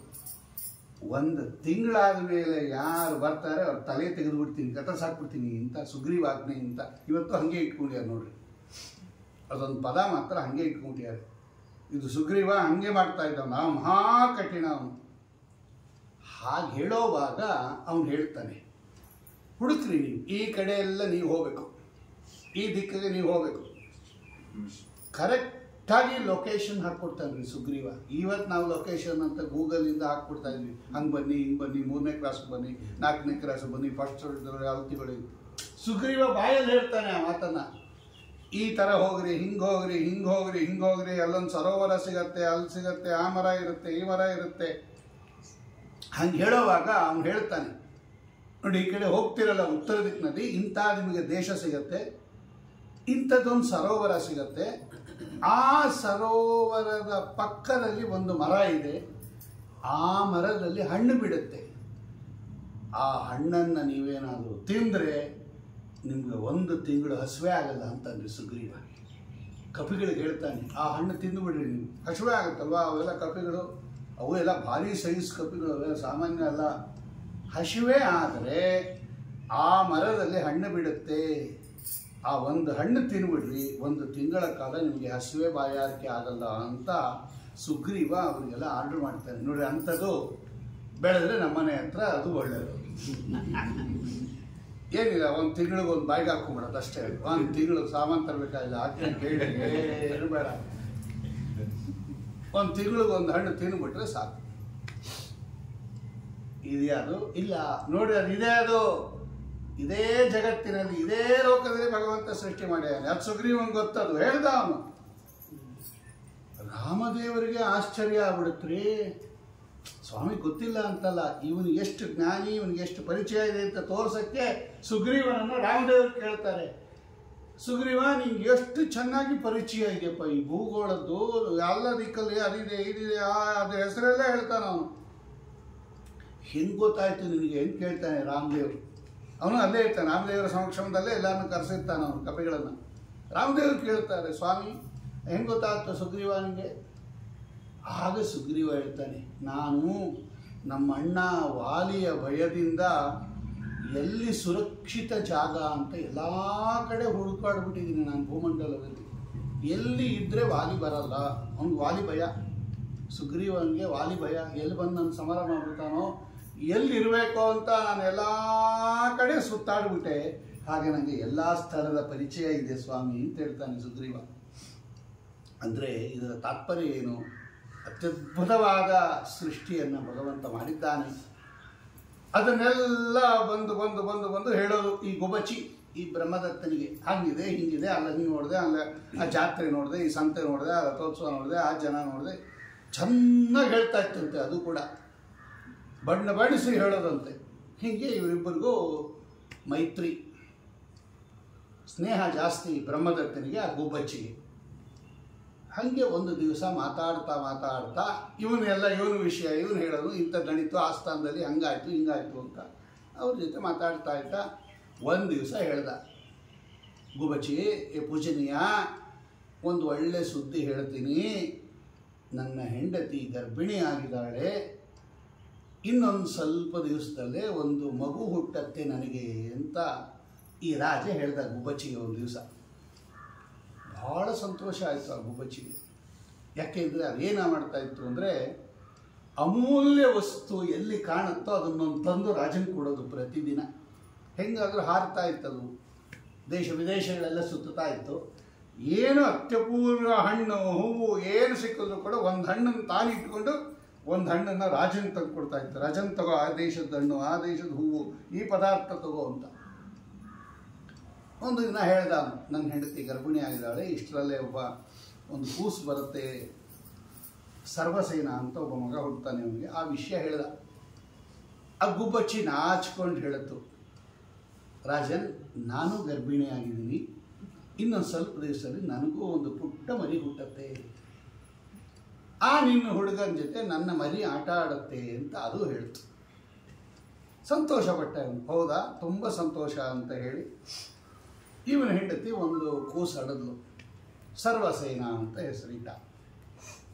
ಆ ಗುಬ್ಬಚ್ಚಿನೂ ಕೂಡ ಒಂದು ಮರಿ ಇಡ್ತು, ಮೊಟ್ಟೆ ಇಡ್ತು. ಒಂದು ಸ್ವಲ್ಪ ದಿನ ಆದಮೇಲೆ ಆ ಮೊಟ್ಟೆ ಒಡ್ಕೊಂಡು ಒಂದು ಸುಂದರ ಮರಿ ಆಚೆಗೆ ಬಂತು, ಚಿಕ್ಕ ಗುಬ್ಬಿ. ಅದು ಅಷ್ಟೇ ಒಳ್ಳೆ ತುಂಬ ಚೆನ್ನಾಗಿತ್ತು, ಮುದ್ದಾಗಿ. ದ್ವಿಜ ಅಂತ ಹೆಸರು. ಎರಡೆರಡು ಸಲ ಹುಟ್ಟತ್ತೆ. ಅದಕ್ಕೆ ಪಕ್ಷಿಗಳಿಗೆಲ್ಲ ಏನಂತ ಕರೀತಾರೆ? ದ್ವಿಜ, ದ್ವಿಜಕೇತನ ಅಂತಲೇ ಹೆಸರು ಭಗವಂತನಿಗೆ. ಗರುಡ ಧ್ವಜ ಅಂತ. ದ್ವಿಜ ಅಂದರೆ 2 ಬಾರಿ ಹುಟ್ಟತ್ತೆ ಅದು. ಪಕ್ಷಿಗಳು ಮೊಟ್ಟೆ ರೂಪದಿಂದ ಒಂದು, ಅದು ಒಡಕೊಂಡು ಒಂದು 2 ಸಲ ಹುಟ್ಟತ್ತೆ. ಆದ್ದರಿಂದ ಈ 2 ಸಲ ಹುಟ್ಟೋದ್ರಿಂದ ಅದಕ್ಕೆ ದ್ವಿಜ ಅಂತ ಕರೀತಾರೆ. ಬ್ರಾಹ್ಮಣನೂ ಅಷ್ಟೇ, ತಾಯಿ ಉದರದಿಂದ ಒಮ್ಮೆ ಮತ್ತೊಮ್ಮೆ ಬ್ರಾಹ್ಮಣನಾಗಿ ಹುಟ್ಟುತ್ತಾನೆ ಅವನು. ಆ ಉಪನಯನ ಆದಾಗ ಅದಕ್ಕೆ ಅವನಿಗೆ ದ್ವಿಜ ಅಂತ ಕರೀತಾರೆ. ನಿಜವಾಗ್ಲೂ ಅದು 2ನೇ ಜನ್ಮ, ಅವನಿಗೆ ದ್ವಿತೀಯ ಜನ್ಮ. ಅದು ಅಲ್ಲಿಂದ ತಾಯಿಯ ಉದರದಿಂದ ಬಂದಾಗ ಒಮ್ಮೆ, ಗುರು ಉಪದೇಶದಿಂದ ಗಾಯತ್ರಿ ಮಂತ್ರದಿಂದ ಬಂದಿರತಕ್ಕಂಥದ್ದು. ಇವತ್ತು ಕೂಡ ಉಡುಪಿ ಸಂಪ್ರದಾಯದಲ್ಲಿ ಪೂರ್ತಿ ಕಟ್ಟಿಬಿಟ್ಟಿರ್ತಾರೆ ಅವನು ಗುಡಿಚಿದ್ದರೆ ಆ ಕೂಸನ್ನು. ಉಪನಯನ ಮಾಡುವಾಗ ಪೂರ್ತಿ ಕಟ್ಟಿಬಿಟ್ಟಿರ್ತಾರೆ, ಅದರಿಂದ ತೆಗೀತಾರೆ ಅವನನ್ನು ಸುಮುಹೂರ್ತದಲ್ಲಿ. ಅಂದರೆ 2ನೇ ಬಾರಿ ಬಂದಿದ್ದಾನೆ ಅಂತ ಅರ್ಥ. ಆ ದ್ವಿಜ ಏನಿದೆ, ಪಕ್ಷಿ ಮೊಟ್ಟೆ ಹೊಡ್ಕೊಂಡು ಬಂತು, ಚಿಕ್ಕ ಗುಬ್ಬಿ, ಭಾಳ ಚೆಂದಾಗಿತ್ತದು, ತುಂಬ ಸಂತೋಷ ಪಡ್ತು. ಆದರೆ ಒಂದೇನಪ್ಪ ಅಂತ ಹೇಳಿದ್ರೆ, ಆ ಗುಬ್ಬಚ್ಚಿಗೆ ಅವಯವಗಳು ಇನ್ನೂ ಚೆನ್ನಾಗಿ ಬೆಳೆದಿರಲಿಲ್ಲ. ಕೆಲವು ಅವಯವಗಳು, ಕೈ ಕಾಲು ಎಲ್ಲ ಪೂರ್ತಿ ಬೆಳೆದಿರಲಿಲ್ಲ, ಸ್ವಲ್ಪ ಊನ ಇತ್ತು ಅದಕ್ಕೆ. ಇದೇನು ಮಾಡ್ತೀವಿ ಗುಬ್ಬಚ್ಚಿ ಅಂದರೆ, ಎಲ್ಲ ಕಡೆ ಹಾರ್ತಾ ಹಾರ್ತಾ ಹಾರ್ತಾ ಒಂದು ಎಲ್ಲೆಲ್ಲೋ ಹೋಗಿ ಕಾಡುಗಳಿಗೆ ಹೋಗಿ ಒಳ್ಳೊಳ್ಳೆ ಉತ್ಕೃಷ್ಟವಾಗಿರ್ತಕ್ಕಂತಹ ಆ ಹಣ್ಣುಗಳನ್ನು ತಂದು ತನ್ನ ಮರಿ ಕೊಡ್ತಾ ಇತ್ತು. ಇವನಿಗೂ ಕೊಡ್ತಾ ಇತ್ತು, ಈ ಸರ್ವಸೇನನಿಗೂ ಕೊಡ್ತಾ ಇತ್ತು. ನೋಡ್ರಿ ಅದೆಷ್ಟು ಪ್ರಾಮಾಣಿಕ ಅಂದರೆ, ಇನ್ನೊಬ್ಬರಿಗೋಸ್ಕರ ಬದುಕೋದು ಯಾರು ಕಲ್ತಿರ್ತಾರಲ್ಲ ಅವ್ರು ತುಂಬ ಚೆನ್ನಾಗಿ ಬಾಳ್ತಾರೆ. ಇದನ್ನು ಜ್ಞಾಪಕ ಇಟ್ಟು, ಈ ಕಥೆಯ ಮಹತ್ವ ಅಲ್ಲಿದೆ ಹಿಂದೆ. ನಾವೊಬ್ಬರು ತೊಗೊಂಬಂದ್ಬಿಡಬಾರ್ದು. ಅಂಗಡಿಗೆ ಹೋಗೋದು ನಮಗೇನು ಬೇಕೋ ತೊಗೊಂಬಂದು ತಿನ್ನೋದಲ್ಲ. ಹೋಗೋವಾಗ ಕೇಳ್ಕೊಂಡು ಹೋಗಬೇಕು. ಯಾರಾದರೂ ಇದ್ದರೆ, ನಾನು ಮಾರ್ಕೆಟ್ಗೆ ಹೋಗ್ತಾ ಇದ್ದೀನಿ, ನಿಮ್ಗೇನಾದರೂ ಬೇಕಾ? ಹೋಗೋದು ಹೋಗ್ತೀವಿ, ನಿಮ್ಗೇನಾದರೂ ತಂದುಕೊಡ್ಬೇಕಾ? ನಿಮ್ಗೇನಾದರೂ ಪದಾರ್ಥ ಬೇಕಾ? ಇಂಥ ಕಡೆ ಹೋಗ್ತಾ ಇದ್ದೀನಿ, ನಿಮ್ಗೇನಾದರೂ ಅದರ ಅಗತ್ಯ ಇದೆಯಾ? ನಿಮಗೂ ತಂದು ಕೊಡ್ತೀನಿ. ಇದು ನೀವೇನು ಎಕ್ಸ್ಟ್ರಾ ಖರ್ಚು ಮಾಡಬೇಕಲ್ಲ, ಹೋಗ್ತೀರ ತಾನೆ. ಆ ಇನ್ನೊಬ್ಬರಿಗೆ ಫ್ರೀಯಾಗಿ ಕೊಟ್ಟರೆ ತುಂಬ ಸಂತೋಷ. ಇಲ್ಲ ದುಡ್ಡು ಇಸ್ಕೊಳ್ಳಿ, ಆಮೇಲೆ ಅವ್ರು ತಂದು ಕೊಟ್ಟಿದ್ದು ಸಾಕು. ನೋಡಿ ಇಂಥದ್ದು ಬೇಕು, ತೊಗೊಂಬರ್ತೀನಿ, ಕೊಡ್ರಿ. ಶಕ್ತಿ ಇದ್ದರೆ ಕೊಟ್ಟೇ ಬಿಡಿ, ನಮಸ್ಕಾರ ಮಾಡಿರಿ. ಇಲ್ಲದೆ ಇಷ್ಟ ಆಯಿತು ಕೊಡ್ರಿ ಅಂತ. ಇಷ್ಟಂತೂ ಒಬ್ಬ ಮನುಷ್ಯ ಮಾಡಬೇಕಂತೆ. ನಾವು ಚಿಕ್ಕವರಾಗಿದ್ದಾಗ ಬೆಣ್ಣೆಗೋವಿಂದಪ್ಪ ಛತ್ರದಲ್ಲಿ ಇದ್ದರು ನಮ್ಮ ತಂದೆ. ನಮ್ಗೆ ಭಾಳ ಹಿಂದಿನಿಂದ ನಂಟದು ವ್ಯಾಸರ ಮಠ. ಅಲ್ಲಿ ಆಡಿ ಬೆಳೆದವನು ನಾನು 50 ವರ್ಷದ ಹಿಂದೆ. ಅಲ್ಲಿ ಆ ಎದುರುಗಡೆ ಗೌರ್ಮೆಂಟ್ ಸ್ಕೂಲ್ ಇದೆ, ಟಿಮ್ಮಿ ಸ್ಕೂಲ್ ಅಂತ ಕರೀತಾರೆ ಅದನ್ನು, ಹಿಂದ್ ಭಾಗದಲ್ಲಿದೆ. ಅದು ಎದುರುಗಡೆ ಒಬ್ಬರು ಶ್ರೀನಿವಾಸ ವಾದಿರಾಜ ಅಂತ ಒಬ್ಬರಿದ್ದರು, ಉಡುಪಿ ಕಡೆಯವರು. ಅವರು ಪ್ರತಿದಿನ ಗಾಂಧಿ ಬಜಾರ್ಗೆ ಹೋಗೋರು, ಅಲ್ಲಿಂದ ಅಲ್ಲಿಗೆ ಹತ್ತಿರ ಗಾಂಧಿ ಬಜಾರ್. ಅವರು ತರಕಾರಿ ತಗೊಂಬರೋರು, ವಯಸ್ಸಾಗಿರೋರು, ಅವರು ಆಗಲೇ ವಯಸ್ಸಾಗಿತ್ತು ಅವ್ರಿಗೆ. ಅವರು ಗಾಂಧಿ ಬಜಾರ್ಗೆ ಹೋಗಿ ಎಲ್ಲ ಪದಾರ್ಥ ತರಕಾರಿಗಳು ಹಣ್ಣುಗಳು ಎಲ್ಲ ತರೋರು. ಅವ್ರು ಏನೋ ಅವ್ನು ಹೊತ್ಕೊಂಡಿರ್ತಾರಲ್ಲ ಅದರಲ್ಲೇ ಹಾಕಿಸ್ಕೊಂಡ್ಬಿಡೋರು ಹಿಂಗೆ. ಅವರು ನಮ್ಮ ಮನೆ ಮುಂದೆ ಹೋಗ್ಬೇಕದು, ಗಾಂಧಿ ಬಜಾರಿಂದ ಬರ್ತಾ ಮೊದಲು ವ್ಯಾಸರ ಮಠಕ್ಕೆ ಬಂದು ಅವ್ರ ಮನೆಗೆ ಬರಬೇಕಲ್ವ, ನಮ್ಮ ಮನೆಗೆ ಬರೋರು ಅವರು. ನಮ್ಮ ತಾಯಿ ಮುಂದೆ ಆ ವಸ್ತ್ರ ಹಿಂಗೆ ಹರಡ್ಬಿಡೋರು. ಅಮ್ಮ ನೋಡಿ ಇಷ್ಟು ತರಕಾರಿ ತಂದಿದ್ದೀನಿ, ಇದರಲ್ಲಿ ಯಾವ್ದು ಬೇಕೋ ನೀನು ಆರಿಸ್ಕೊ ಅನ್ನೋರು. ಈಗ ಯಾವ್ದು ಬೇಕೋ ತಗೊಮ್ಮ. ಅಷ್ಟು ಗೌರವ ನಮ್ಮ ತಂದೆ ತಾಯಿ ಕಂಡ್ರೆ ಅವ್ರಿಗೆ. ನಿಂಗೆ ಯಾವ್ದು ಬೇಕೋ ತಗೊಮ್ಮ, ನಾಚಿಕೆ ಬಿಟ್ಕೊಬೇಡ, ಸಂಕೋಚ ಬಿಟ್ಕೊಬೇಡ, ನೀ ಯಾವ್ದು ಬೇಕಾನ ಇಟ್ಕೊ, ಮಿಕ್ಕಿದ್ದು ನಾನು ನಮ್ಮ ಮನೆಗೆ ತೊಗೊಂಡೋಗ್ತೀನಿ ಇನ್ನೋರು.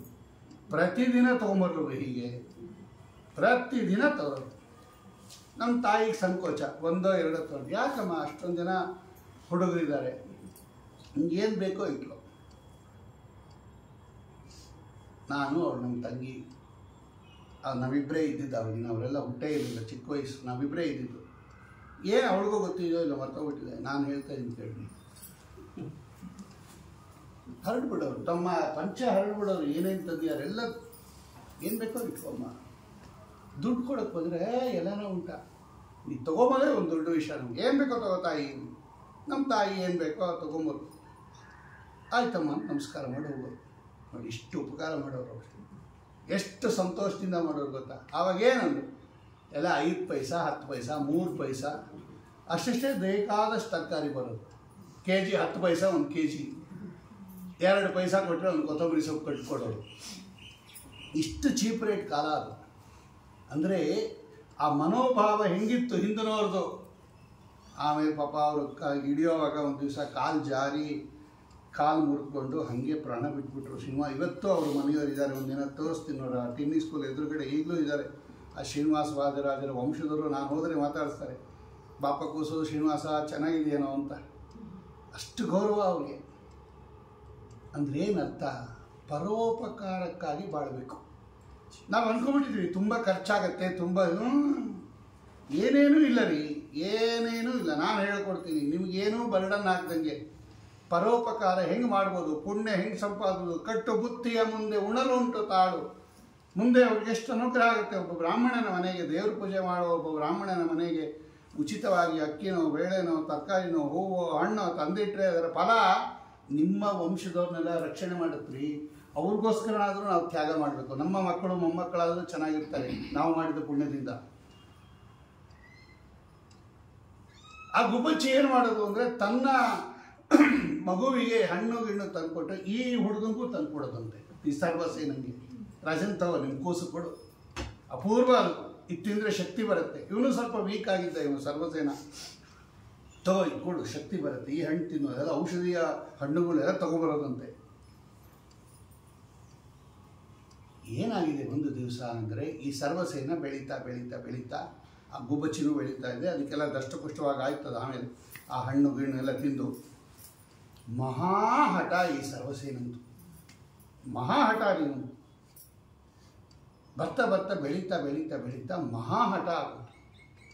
ಅದೇನು ಮಾಡ್ತು, ಆ ಗುಬ್ಬಚ್ಚಿ ಏನು ಮಾಡ್ತು ಅಂದರೆ ತನ್ನ ಮರಿಯನ್ನು ಈ ರಾಣಿಯರ ಸೇವಕಿಯರು ಯಾರಿರ್ತಾರೆ ಇವರ ವಶದಲ್ಲಿ ಇಟ್ಬಿಟ್ಟು ಹೋಗಿರೋದು.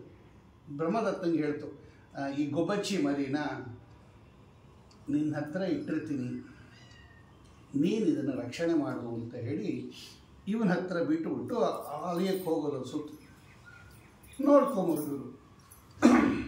ಒಂದು ದಿವಸ ಈ ಹಠ ಹಿಡಿದ್ಬಿಡ್ತಾನೆ ಈ ಸರ್ವಸೇನ, ಭಾರಿ ಹಠ. ಏನೇನು ಮಾಡಿದ್ರು ಶಮನ ಆಗಲಿಲ್ಲ. ಅದು ಕೊಟ್ಟರು ಇದು ಕೊಟ್ಟರು, ಅದು ತೋರಿಸೋದು ಇದು ತೋರಿಸೋದು. ಪದಾರ್ಥ ಏನಾದರೂ ಕೊಟ್ಟರೆ ರೊಯ್ ಅಂತ ಯಾವ್ದು ಮುಖಕ್ಕೆ ಎಸೆಯೋನು, ಎಲ್ಲ ಕಿತ್ತಾಕ್ಬಿಡೋನು, ಹರಿದಾಕ್ಬಿಡೋನು, ಚೂರು ಚೂರು ಮಾಡಿಬಿಡೋನು. ಯಾವುದೋ ಒಬ್ಬ ದಾಸಿಗೆ ಈ ಗುಬ್ಬಚ್ಚಿ ಜ್ಞಾಪಕ ಬಂದ್ಬಿಡ್ತು. ಈ ಗುಬ್ಬಚ್ಚಿ ಮರಿ ತೋರಿಸಿದ್ರೆ ಈ ಮಗು ಸಮಾಧಾನ ಆಗತ್ತೆ ಅಂದ್ಬಿಟ್ಟು ಆ ಗುಬ್ಬಚ್ಚಿ ಮರಿಯನ್ನು, ಸುಂದರವಾದ ಗುಬ್ಬಚ್ಚಿ ಮರಿಯನ್ನು ಇವನ ಕೈಗೆ ತಂದು ಕೊಟ್ಟರು. ಇವನಿಗೆಷ್ಟು ಹಠ ಅಂದರೆ ಆ ಗುಬ್ಬಚ್ಚಿ ಮರಿಯನ್ನು ತಿರುಚಿಬಿಟ್ಟು ಬಿಸಾಕ್ತ. ಇನ್ನು ಎಳೆ ಮರಿ ಅದು. ಅದಕ್ಕೆ ಹಠ ಮಾಡೋ ಮಕ್ಕಳ ಕೈಗೆ ಒಳ್ಳೊಳ್ಳೆ ಪದಾರ್ಥ ಕೊಡಬಾರ್ದು. ಏನೋ ನಮ್ಮ ಕೂಸು ಅಂತೇಳಿ ಮೊಬೈಲ್ ಕೊಟ್ಟು ಅದು ಎತ್ತಿ ಹೇಳಿಗೆ ಒಳ್ಳೆ 20,000 ರೂಪಾಯಿ 25,000 ರೂಪಾಯಿ ಮೊಬೈಲ್ ಇಟ್ಕೊಂಡ್ರೆ ಅದು ಮಾಡಿ ಮೇಲೆ ಮನೆ ಆದ್ರಂತೂ ಕೃಷ್ಣಾರ್ಪಣ ವಸ್ತು ಎತ್ತೆಸೀತದು ಅಷ್ಟೇ. ಅದು 5 ರೂಪಾಯಿಗೂ ಬರಲ್ಲ ಆಮೇಲೆ ಅದಕ್ಕೆ ವ್ಯಾಲ್ಯೂಯಬಲ್ ಐಟಮ್ಸು ಮಕ್ಕಳ ಕೈ ಕೊಡ್ಕೊಳ್ದು. ನೋಡಿ ಪುರಾಣ ಎಷ್ಟು ಹೇಳುತ್ತದೋ. ಆ ಗುಬ್ಬಚ್ಚಿ ಮರಿಯನ್ನು ಯಾವಾಗ ಕೊಡ್ತೋ ಅವನ ಹಠ ಜಾಸ್ತಿ ಆಯಿತು. ಆ ಕೋಪಕ್ಕೆ ಅದು ಒಂದು ಕೈಲಿ ದೇಹ, ಒಂದು ಕೈಲಿ ಕೊಕ್ಕು ಹಿಡ್ಕೊಂಡು ಹಿಂಗೆ ತಿರುಗಿಸ್ಬಿಟ್ಟು ಬಿಸಾಕಿ. ಒಂದು ಕಡೆ ತಲೆ, ಒಂದು ಕಡೆ ದೇಹ ಬಿದ್ದೋಯ್ತು. ಗುಬ್ಬಚ್ಚಿ ಸತ್ತೋಯ್ತು. ಗುಬ್ಬಚ್ಚಿ ಮರಿ ಏನು ಮಾಡ್ಬೇಕು ಇವಾಗ? ಬಂತು ಅದು ಸಾಯಂಕಾಲ. ಗುಬ್ಬಚ್ಚಿ ಬಂತು. 2 ಹಣ್ಣು ತೊಗೊಂಬಂದಿದೆ ಅದು. ತನ್ನ ಮರಿಗೆ ಅಂತ ಒಂದು, ಈ ಇವನಿಗೆ ಅಂತ ಒಂದು. ಎಲ್ಲಿ ಅಂತ ಕೇಳ್ತು. ಬ್ರಹ್ಮದತ್ತಂಗೆ ಗೊತ್ತಾಯಿತು. ಅವನಿಗೆ ಅಳು ಬಂದ್ಬಿಡ್ತು. ಆ ಗುಬ್ಬಚ್ಚಿ ಮರಿ ನನ್ನ ಮೇಲೆ ವಿಶ್ವಾಸ ಇಟ್ಟು ತನ್ನ ಮರಿಯನ್ನು ನನ್ನ ಹತ್ರ ಇಟ್ಟು ಹೋಗಿತ್ತು. ಈ ದಾಸಿ ಮಾಡಿದ ಕೆಲಸ ರಾಜನಿಗೆ ಹೋಗುತ್ತಲ್ವ, ಯಾರಿಗೆ ಹೇಳಬೇಕು ಇವಾಗ? ಏನು ಹೇಳಲಿ ಅಂತ ಅಳಕ್ಕೆ ಕೂತ್ಕೊಂತ ಅವನು. ಸಾಯಂಕಾಲ ಬಂತದು ಗುಬ್ಬಚ್ಚಿ, ಕೊಡ್ತು ಹಣ್ಣು. ಎಲ್ಲಿ ನನ್ನ ಮರಿ ಅಂತ ಕೇಳ್ತು. ಯಾರೂ ಮಾತಾಡ್ತಾ ಇಲ್ಲ, ಎಲ್ಲ ಅಳ್ತಾ ಇದ್ದಾರೆ. ಹೇಳಕ್ಕೆ ರಾಜನಿಗೆ ಕಣ್ಣಲ್ಲಿ ನೀರು ಸುರಿಸ್ತಾ ಇದ್ದಾನೆ. ಆಮೇಲೆ ಅಲ್ಲಿ ಬಿದ್ದಿತ್ತದು ಗುಬ್ಬಚ್ಚಿ ಮರಿಯ ಹೆಣ. ಒಂದು ಕಡೆ ತಲೆ ಬಿದ್ದಿದೆ, ಒಂದು ಕಡೆ ದೇಹ ಬಿದ್ದಿದೆ. ಎಷ್ಟು ಅಳುತು ಆ ಗುಬ್ಬಚ್ಚಿ ಅಂತ ಹೇಳಿದ್ರೆ, ಪಾಪ ರೋದನ ಮಾಡಿ ಮಾಡಿ ಮಾಡಿ ಮಾಡಿ ಮಾಡಿ ಹತ್ತು ತುಂಬ ಬಿಕ್ಕಿ ಬಿಕ್ಕಿ ಅಳ್ತಾ ಇದೆ. ಪಾಪ ರಾಜನ್ ಇನ್ಮೇಲೆ ನಂಬಿಕೆ ಇಟ್ಬಿಟ್ಟು ಹೋಗಿದೆ ನನ್ನ ಕೂಸನ್ನು. ನೀನು ನೋಡ್ಕೋಬೇಕಾಯ್ತು. ನಿನ್ನ ದಾಸಿಯರಿಗೆ ಬುದ್ಧಿ ಇದೆಯಾ? ಅಳೋ ಮಕ್ಕಳ ಕೈಗೆ ಕೊಡುತ್ತಾ ಆ ಚಿಕ್ಕ ಮಕ್ಕಳನ್ನ? ಸಣ್ಣ ಮಗುನ ಕೊಡ್ತಾರ ಯಾರಾದರೂ? ಏನು ಕೈ ಇತ್ತೋ ಅದರಿಂದ ಇನ್ನೊಂದು ಮಗು ಕೊಡಬೇಡ್ರಿ. ನೋಡಿ, ಅಳ್ತಾ ಇರೋ ಮಗು ಮುಂದೆ ನಿಮ್ಮ ಮಗುನ ತೊಗೊಂಡೋಗಿ ಇಡಬೇಡ್ರಿ. ನೋಡು ಅಂತ ಏನು ಬೇಕಾದ್ರೆ ಮಾಡಿಬಿಡ್ಬೋದು ಅದು. ಇದೆಲ್ಲ ತಿಳ್ಕೋಬೇಕು. ಅದೇನಾದ್ರೆ ಕೈಲಿದ್ದು ಹೊಡೆದು ಗಿಡಬಿಟ್ರೆ ಈ ಮಗುಗೆ ತೊಂದರೆ ಆಗ್ಬಿಡುತ್ತೆ. ಅಥವಾ ಪರಚಿಬಿಟ್ರೆ, ಕಣ್ಣಿಗೆ ಕೆರಚಿಬಿಟ್ರೆ ಆಯ್ತು, ಕಣ್ಣು ಹೋಗುತ್ತೋ ಅಂತಾನೆ ಲೆಕ್ಕ. ಜಡ ಪದಾರ್ಥ ಕೊಟ್ಟರೆ ತೊಂದರೆ ಇಲ್ಲ, ಜೀವಂತ ಪದಾರ್ಥಗಳು ಯಾವತ್ತೂ ಕೊಡಬೇಡಿ ಅಳ್ತಾ ಇರೋ ಮಕ್ಕಳ ಮುಂದೆ. ಬೇಕಾದ್ದು ಅಳುತ್ತೀರಿ. ಅಷ್ಟೊತ್ತಿಗೆ ಈ ಸರ್ವಸೇನ ಮಗುವನ್ನು ಹೊರಗೆ ಕರ್ಕೊಂಬಂದ್ಲು ಒಬ್ಬ ದಾಸಿ. ಅದನ್ನು ನೋಡ್ತಿದ್ದಂಗೆ ಇದು ಕೋಪ ಬಂದ್ಬಿಡ್ತು ಗುಬ್ಬಚ್ಚಿ. ಇಷ್ಟ ತನಕ ಅಳ್ತಾ ಇತ್ತು, ಆ ಅಳುವಿನ ಜಾಗದಲ್ಲಿ ರೋಷ ಬಂದ್ಬಿಡ್ತು. ಈ ಕೂಸ್ತಾನೆ ನನ್ನ ಗುಬ್ಬಚ್ಚಿ ಮರಿಯನ್ನು ಕೊಂದಿದ್ದು. ಆ ಮಗುವಿನ ಮೇಲೆ ಕೋಪ ಬಂದ್ಬಿಡ್ತು ಆ ಗುಬ್ಬಚ್ಚಿಗೆ. ಎಲ್ಲರೂ ನೋಡ್ತಿದ್ದಂಗೆ ಸೈ ಅಂತ ಹಾರು ಬಂದು 2 ಕಣ್ಣು ಗುಡ್ಡೆಗಳನ್ನು ಆಚೆಗೆಳೆದ್ಬಿಡ್ತು ಆ ಮಗುದು. 2 ಗುಡ್ಡೆಗಳು ಕಣ್ಣು, ಈ ಕಣ್ಣಿನ ಗುಡ್ಡೆನೂ ತೆಗೆದುಹಾಕ್ಬಿಡ್ತು, ಆ ಕಣ್ಣಿನ ಗುಡ್ಡೆನೂ ತೆಗೆದುಹಾಕ್ಬಿಡ್ತು. ತಿರ್ಗಾ ಹೋಗಲು ಕೂತ್ಕೊಂಡ್ಬಿಡ್ತು ಚಂದ್ರಶಾಲೆ ಮೇಲೆ. ಬ್ರಹ್ಮದತ್ತನಿಗೆ ಗೊತ್ತಾಯಿತು, ನನ್ನ ಮಗುವಿನ 2 ಕಣ್ಣು ಗುಡ್ಡೆಗಳನ್ನು ಗುಬ್ಬಚ್ಚಿ ಮರಿ ಕಿತ್ತಾಕ್ಬಿಟ್ಟಿದೆ ಅಂತ. ಆಮೇಲೆ ರಾಜ ಕೇಳ್ಕೊತಾನೆ ಗುಬ್ಬಚ್ಚಿಯನ್ನು, ಪೂಜನೀಯ, ನಿನ್ನ ಒಳಗಿನ ವೇದನೆ ನನಗೆ ಗೊತ್ತು. ಅಪರೂಪಕ್ಕೆ ಹುಟ್ಟಿರತಕ್ಕಂತಹ ಸುಂದರ ಗುಬ್ಬಚ್ಚಿಯನ್ನು ನೀನೆಷ್ಟು ಜಾಗರೂಕನಾಗಿ ಕಾಪಾಡಿದ್ದಿ, ನನ್ನ ಮೇಲೆ ಎಷ್ಟು ವಿಶ್ವಾಸ ಇಟ್ಟು ಆ ಕೂಸನ್ನು ಬಿಟ್ಟು ಹೋಗಿದ್ದಿ ಅಂತ ನಂಗೆ ಗೊತ್ತು. ಒಂದು ಮಗು ಸತ್ತೋದ್ರೆ, ಒಂದು ಮಗುವಿಗೆ ಅಂಗವಿಕಲ ಆದರೆ ಆ ತಾಯಿಗೆ ಎಷ್ಟು ದುಃಖ ಆಗುತ್ತೆ ಅಂತ ನಂಗೆ ಗೊತ್ತು. ನಾನು ತಪ್ಪು ಮಾಡಿಬಿಟ್ಟೆ, ನಾ ಮಾತು ಉಳಿಸ್ಕೊಳ್ಳಿಲ್ಲ. ಇವ್ರಿಗೆ ಹೇಳಬೇಕಾಯಿತು ದಾಸಿಗೆ, ಅದನ್ನೆಲ್ಲ ಮುಟ್ಟಬಾರ್ದು ಅಂತ ಒಂದು ಅಡ್ವೈಸ್ ಮಾಡ್ಬೋದಾಯಿತು, ನಾನು ಹೇಳಲಿಲ್ಲ, ನಂದೇ ತಪ್ಪು. ಅದಕ್ಕೆ ತಕ್ಕಂತೆ ಈಗ ನೀನು ಸೇಡು ತೀರಿಸ್ಕೊಂಡಿದ್ಯಾ. ನನ್ನ ಮಗನ 2 ಕಣ್ಣುಗಳನ್ನು ಕಿತ್ತಾಕ್ಬಿಟ್ಟಿದ್ಯಾ. ಇನ್ನು ಅವನಿಗೆ ಆ ಕಣ್ಣು ಬರೋದಿಲ್ಲ. ಅವನು ಮುಂದೆ ಈ ರಾಜ್ಯಕ್ಕೆ ರಾಜ ಆಗಕ್ಕೆ ಸಾಧ್ಯ ಇಲ್ಲ, ಕುರುಡ. ಸೇಡು ತೀರಿಸ್ಕೊಂಡಿಲ್ಲ. ನನಗೇನು ದುಃಖ ಇಲ್ಲ, ನಾ ಮಾಡಿದ ತಪ್ಪಿಗೆ ಅದು ಪ್ರಾಯಶ್ಚಿತ್ತ ಅಂತ ತಿಳ್ಕೊತೀನಿ. ಮರೆತು ಬಿಡೋಣ, ಇಬ್ಬರೂ ಮರೆತು ಬಿಡೋಣ. ನಡೆದ ಘಟನೆ ಇಬ್ಬರೂ ಮರೆತು ಬಿಡೋಣ. ನೀನು ನಿನ್ನ ಕೂಸಿನ ಮರಣವನ್ನು ಮರೆತು ಬಿಡು. ನಾನು ಈ ಕೂಸನ್ನು, ನನ್ನ ಮಗುವನ್ನು ನೋಡಿದಾಗೆಲ್ಲ ನನ್ನ ಹೆಂಡತಿಗೆ ನನಗೆ ದುಃಖ ಬರುತ್ತೆ. ಆ ಕುರುಡು ಕೂಸನ್ನು ಜೀವಂತ ಬರೆಯಂತ ಸಾಕಬೇಕಲ್ವ ನಾನು, ಕಣ್ಣಿಲ್ಲದೆ ಇರ್ತಕ್ಕಂಥ ವ್ಯಕ್ತಿಯನ್ನು. ನನಗೂ ದುಃಖ ಆಗುತ್ತೆ. ನಾನು ಸಹಿಸ್ಕೋತೀನಿ, ನಾ ಮಾಡಿದ ತಪ್ಪಿಗೆ ಪ್ರಾಯಶ್ಚಿತ್ತ ಅಂತ.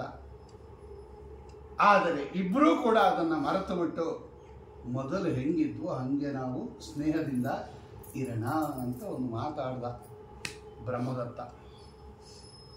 ಆಗ ಪೂಜನೀಯ ಅನ್ನೋ ಹಕ್ಕಿ ಹೇಳ್ತು, ರಾಜನ್, ನಿನ್ನ ಮಾತನ್ನು ನಂಬೋ ಸ್ಥಿತಿಲಿಲ್ಲ ನಾನು. ಇವತ್ತು ನೀನು ನನ್ನ ಮೇಲೆ ಪ್ರೇಮದಿಂದ, ಪ್ರೀತಿಯಿಂದ, ವಿಶ್ವಾಸದಿಂದ ಈ ಮಾತಾಡ್ತಾ ಇದೆಯಾ. ನಿನಗಿರ್ಬೋದು, ಆದರೆ ನಿನ್ನ ಹೆಂಡತಿಗೆ, ನಿನ್ನ ದಾಸಿಯರಿಗೆ ನನ್ನ ಮೇಲೆ ಅವರಿಗೆ ಕರುಣೆ ಇಲ್ಲ.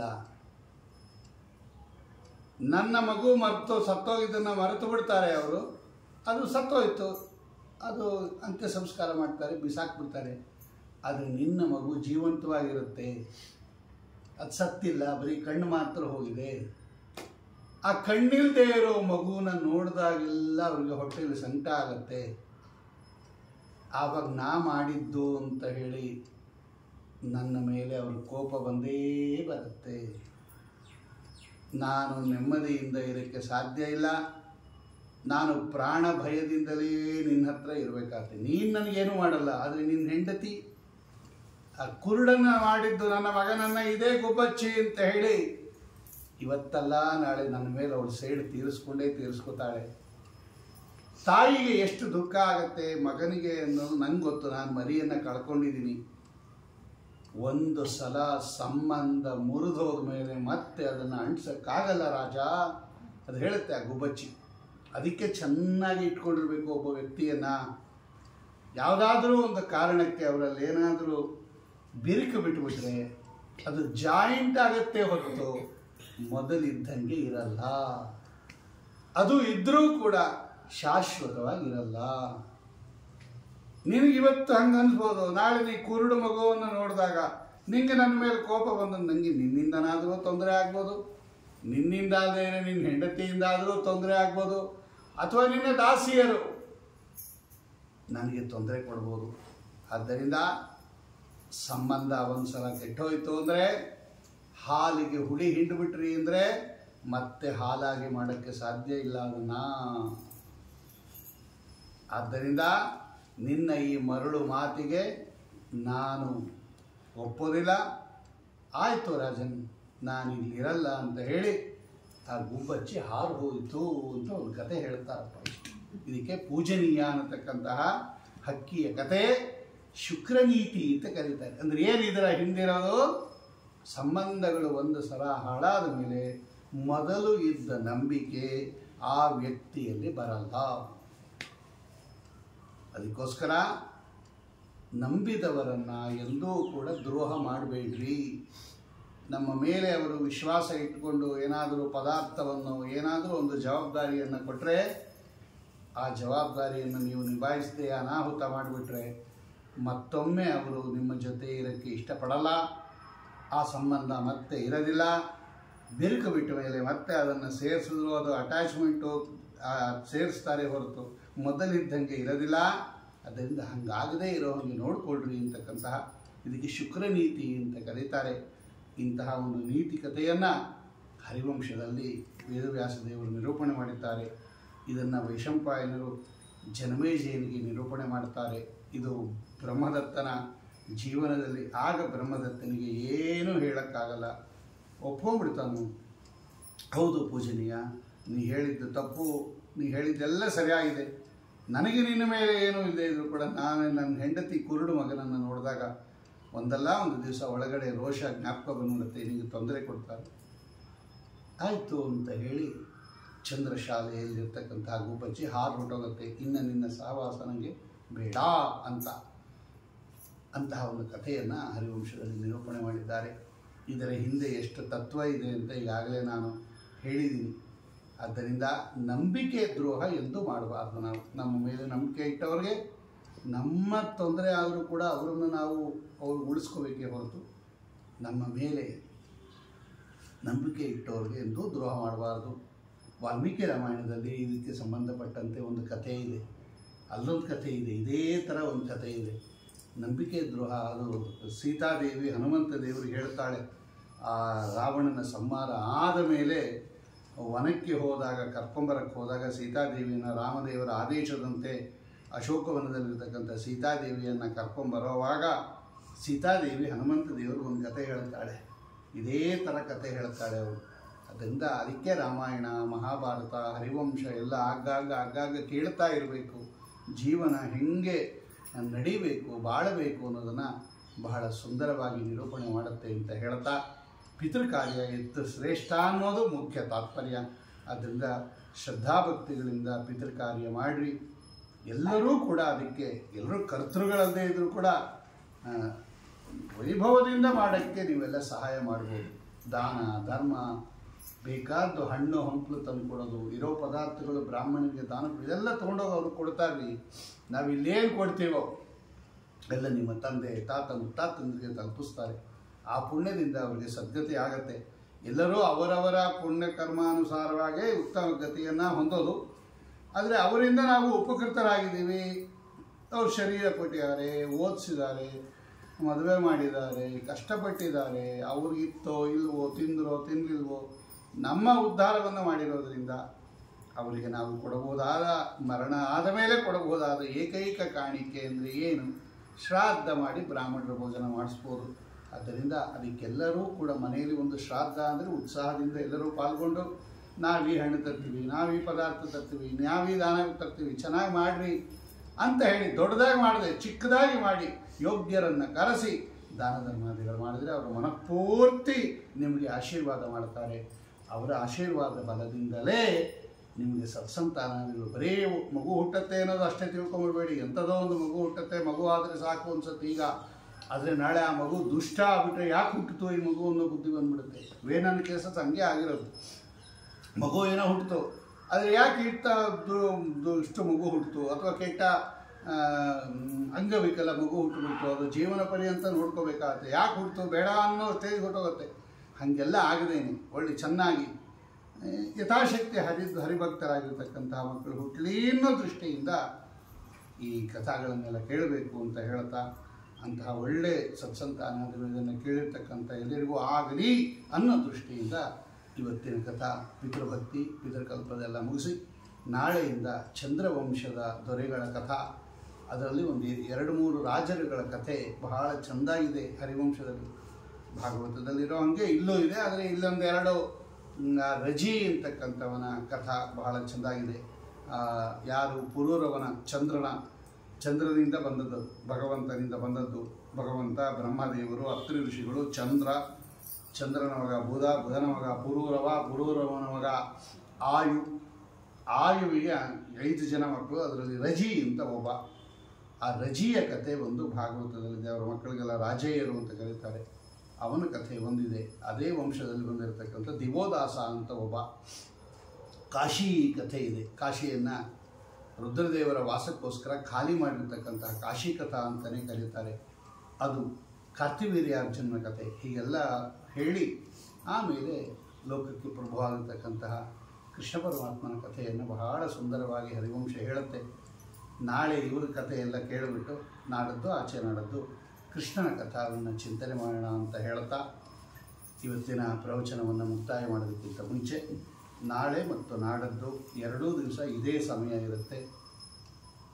ಈ 5ರಿಂದ 6:30 ತನಕ ಇರುತ್ತೆ. ನಾಳೆ ನಾನು ವ್ಯಾಸರ ಮಠಕ್ಕೆ ಹೋಗಬೇಕು, ಅದು ಮೊದಲೇ ಒಪ್ಕೊಂಡ್ಬಿಟ್ಟಿದ್ದೆ. 7ರಿಂದ 8 ಅಲ್ಲಿ ದಶಮಸ್ಕಂದವನ್ನು ಹೇಳಿಸ್ತಾ ಇದ್ದಾರೆ ಯಾರೋ ಒಬ್ಬರು ಭಾಗವತ. ಅಲ್ಲಿ ಹೋಗಬೇಕಾಗಿರೋದ್ರಿಂದ ಬೆಳಗ್ಗೆ ಇಡಬೇಕು ಅಥವಾ ಇಲ್ಲಿ ಪ್ರೀಪೋನ್ ಮಾಡಬೇಕು, 2 ಆಪ್ಷನ್ ಇದ್ದಿದ್ದು ನಮ್ಮ ಹತ್ರ. ಅವರು ಅಪೇಕ್ಷೆ ಪಟ್ಟಿದ್ದಾರೆ. ಬೆಳಗ್ಗೆ ಕಷ್ಟ ಆಗುತ್ತೆ, ಪಾಠ ಪ್ರವಚನ ದೇವ್ರ ಪೂಜೆ, ಬರೋರ್ಗೂ ತೊಂದರೆ ಆಗುತ್ತೆ. ಏನಿಲ್ಲ ಅಂದರೂ ಅವರು 9 ಗಂಟೆಗಾನ ಬರಲೇಬೇಕಾಗುತ್ತೆ. 9ರಿಂದ 10:15 ಆಮೇಲೆ ಪಾಠ ಇರುತ್ತೆ. ಬೇಡ, ಅಷ್ಟು ಬೇಗ ತೊಂದರೆ ಆಗುತ್ತೆ, ಇದು ಸರಿಯಾಗಿರ್ತಕ್ಕಂಥ ಸಮಯ ಅಂತ ಹೇಳಿ ನಾಳೆ ಮತ್ತು ನಾಡದ್ದು ಇದೇ ಸಮಯ 5ರಿಂದ 6:30. ಇಲ್ಲಿ ಮುಗಿಸ್ಕೊಂಡು ನಾನು ವ್ಯಾಸರ ಮಠಕ್ಕೆ ಹೋಗ್ತೀನಿ. ಆಚೆ ನಡೆದ್ದೆ ಮಂಗಳ ಅಂತ ಆ ಬುಧವಾರದ್ದು ಹೇಳ್ತೀನಿ. ಅದು ಸ್ವಲ್ಪ ಅವರು ಕೂಡ ಅಲ್ಲಿ ಹೇಳಿಸ್ತಾ ಇರೋರು ಕೂಡ ಅವತ್ತೇ ಮಂಗಳ ಮಾಡಬೇಕು ಅಂತಿದ್ದಾರೆ. ಅವರು ಬೆಳಗ್ಗೆನೇ ಮಾಡಬೇಕು ಅಂತ ಇದ್ದಾರೆ. ಅವರು ತೀರ್ಥಪ್ರಸಾದ ಇಟ್ಕೊಂಡ್ಬಿಟ್ಟಿದ್ದಾರೆ. ಅಲ್ಲಿ ಮಠದಲ್ಲಿ ತೀರ್ಥಪ್ರಸಾದ ಆಗಬೇಕು, ಬೆಳಗ್ಗೆ ಮಂಗಳ ಆಗಬೇಕು ಅಂತ. ನಾನು ಅವ್ರಿಗೆ ನಾಳೆ ಅವ್ರ ಹತ್ರ ಮಾತಾಡ್ತೀನಿ. ಈಗ ಎರಡೂ ಮಂಗಳ ಬೆಳಗ್ಗೆನೇ ಬಂದುಬಿಟ್ಟಿದೆ ಅಂತ. ನೋಡೋಣ, ಅದನ್ನು ಆಮೇಲೆ ವಿಚಾರ ಮಾಡಿ ಏನು ಮಾಡೋದು, ಒಂದನ್ನು ಯಾವುದಾದ್ರೂ ಅಡ್ಜಸ್ಟ್ ಮಾಡಲೇಬೇಕು ಅಂತ ಅನಿವಾರ್ಯ ಬಂದಿದೆ. ಅದೇ ಅವರು ಅದೇ ಟೈಮ್ ಊಟ ಟೈಮ್ಗೆ ಅದೇ ಇಟ್ಕೊಂಡ್ಬಿಟ್ಟಿದ್ದಾರೆ ಅವರು ದಸರಾ ಮಠದಲ್ಲಿ. ಅದು 10ರಿಂದ 11:30, ಆಮೇಲೆ ತೀರ್ಥಪ್ರಸಾದ ಅಂತ ಅವರು ಅದೇ ಇಟ್ಕೊಂಡಿದ್ದಾರೆ. ಈಗೆಲ್ಲನ ಒಂದು ಕಡೆ ಅಡ್ಜಸ್ಟ್ ಮಾಡಬೇಕಾಗತ್ತೆ. ನೋಡೋಣ ಏನಾಗುತ್ತೆ ಅನ್ನೋದನ್ನು. ನಾಳೆ ಹೋಗಿ ಬರ್ತೀನಿ, ಅವ್ರ ಹತ್ರ ಮಾತಾಡ್ತೀನಿ. ಅದಕ್ಕೆ ತಕ್ಕಂತೆ ಏನಾದರೂ ಒಂದು ವ್ಯವಸ್ಥೆ ಮಂಗಳದ ದಿನ ಒಂದಿನ ಬದಲಾವಣೆ ಆಗಬಹುದು. ಯಾವ ಥರ ಮಾಡ್ಬೋದು ಅಂತ ನೋಡೋಣ. ದೇವ್ರ ಇಚ್ಛೆಗೆ ಯಾರ ಮನೆಯಲ್ಲಿ ಹೆಂಗಾಗಬೇಕು ಅಂತಿದೆಯೋ ಹಂಗಾಗುತ್ತೆ ಅಂತೇಳಿ ಒಟ್ಟು ನಾಳೆಯಿಂದ 5ರಿಂದ 6 ನಾಳೆ ನಾಡದ್ದು ಅಂತ ಹೇಳ್ತಾ ಇವತ್ತಿನ ಪ್ರವಚನವನ್ನು ಭಗವಂತನ ಪಾದಾರವಿಂದಗಳಲ್ಲಿ ಸಮರ್ಪಣೆ ಮಾಡ್ತಾ ಇದ್ದೇನೆ. ಶ್ರೀಕೃಷ್ಣ ಅರ್ಪಣಮಸ್ತು. ಕಾಯೇನ ವಾಚಾ ಮನಸೇಂದ್ರಿಯರ್ವಾ ಬುದ್ಧಾತ್ಮನ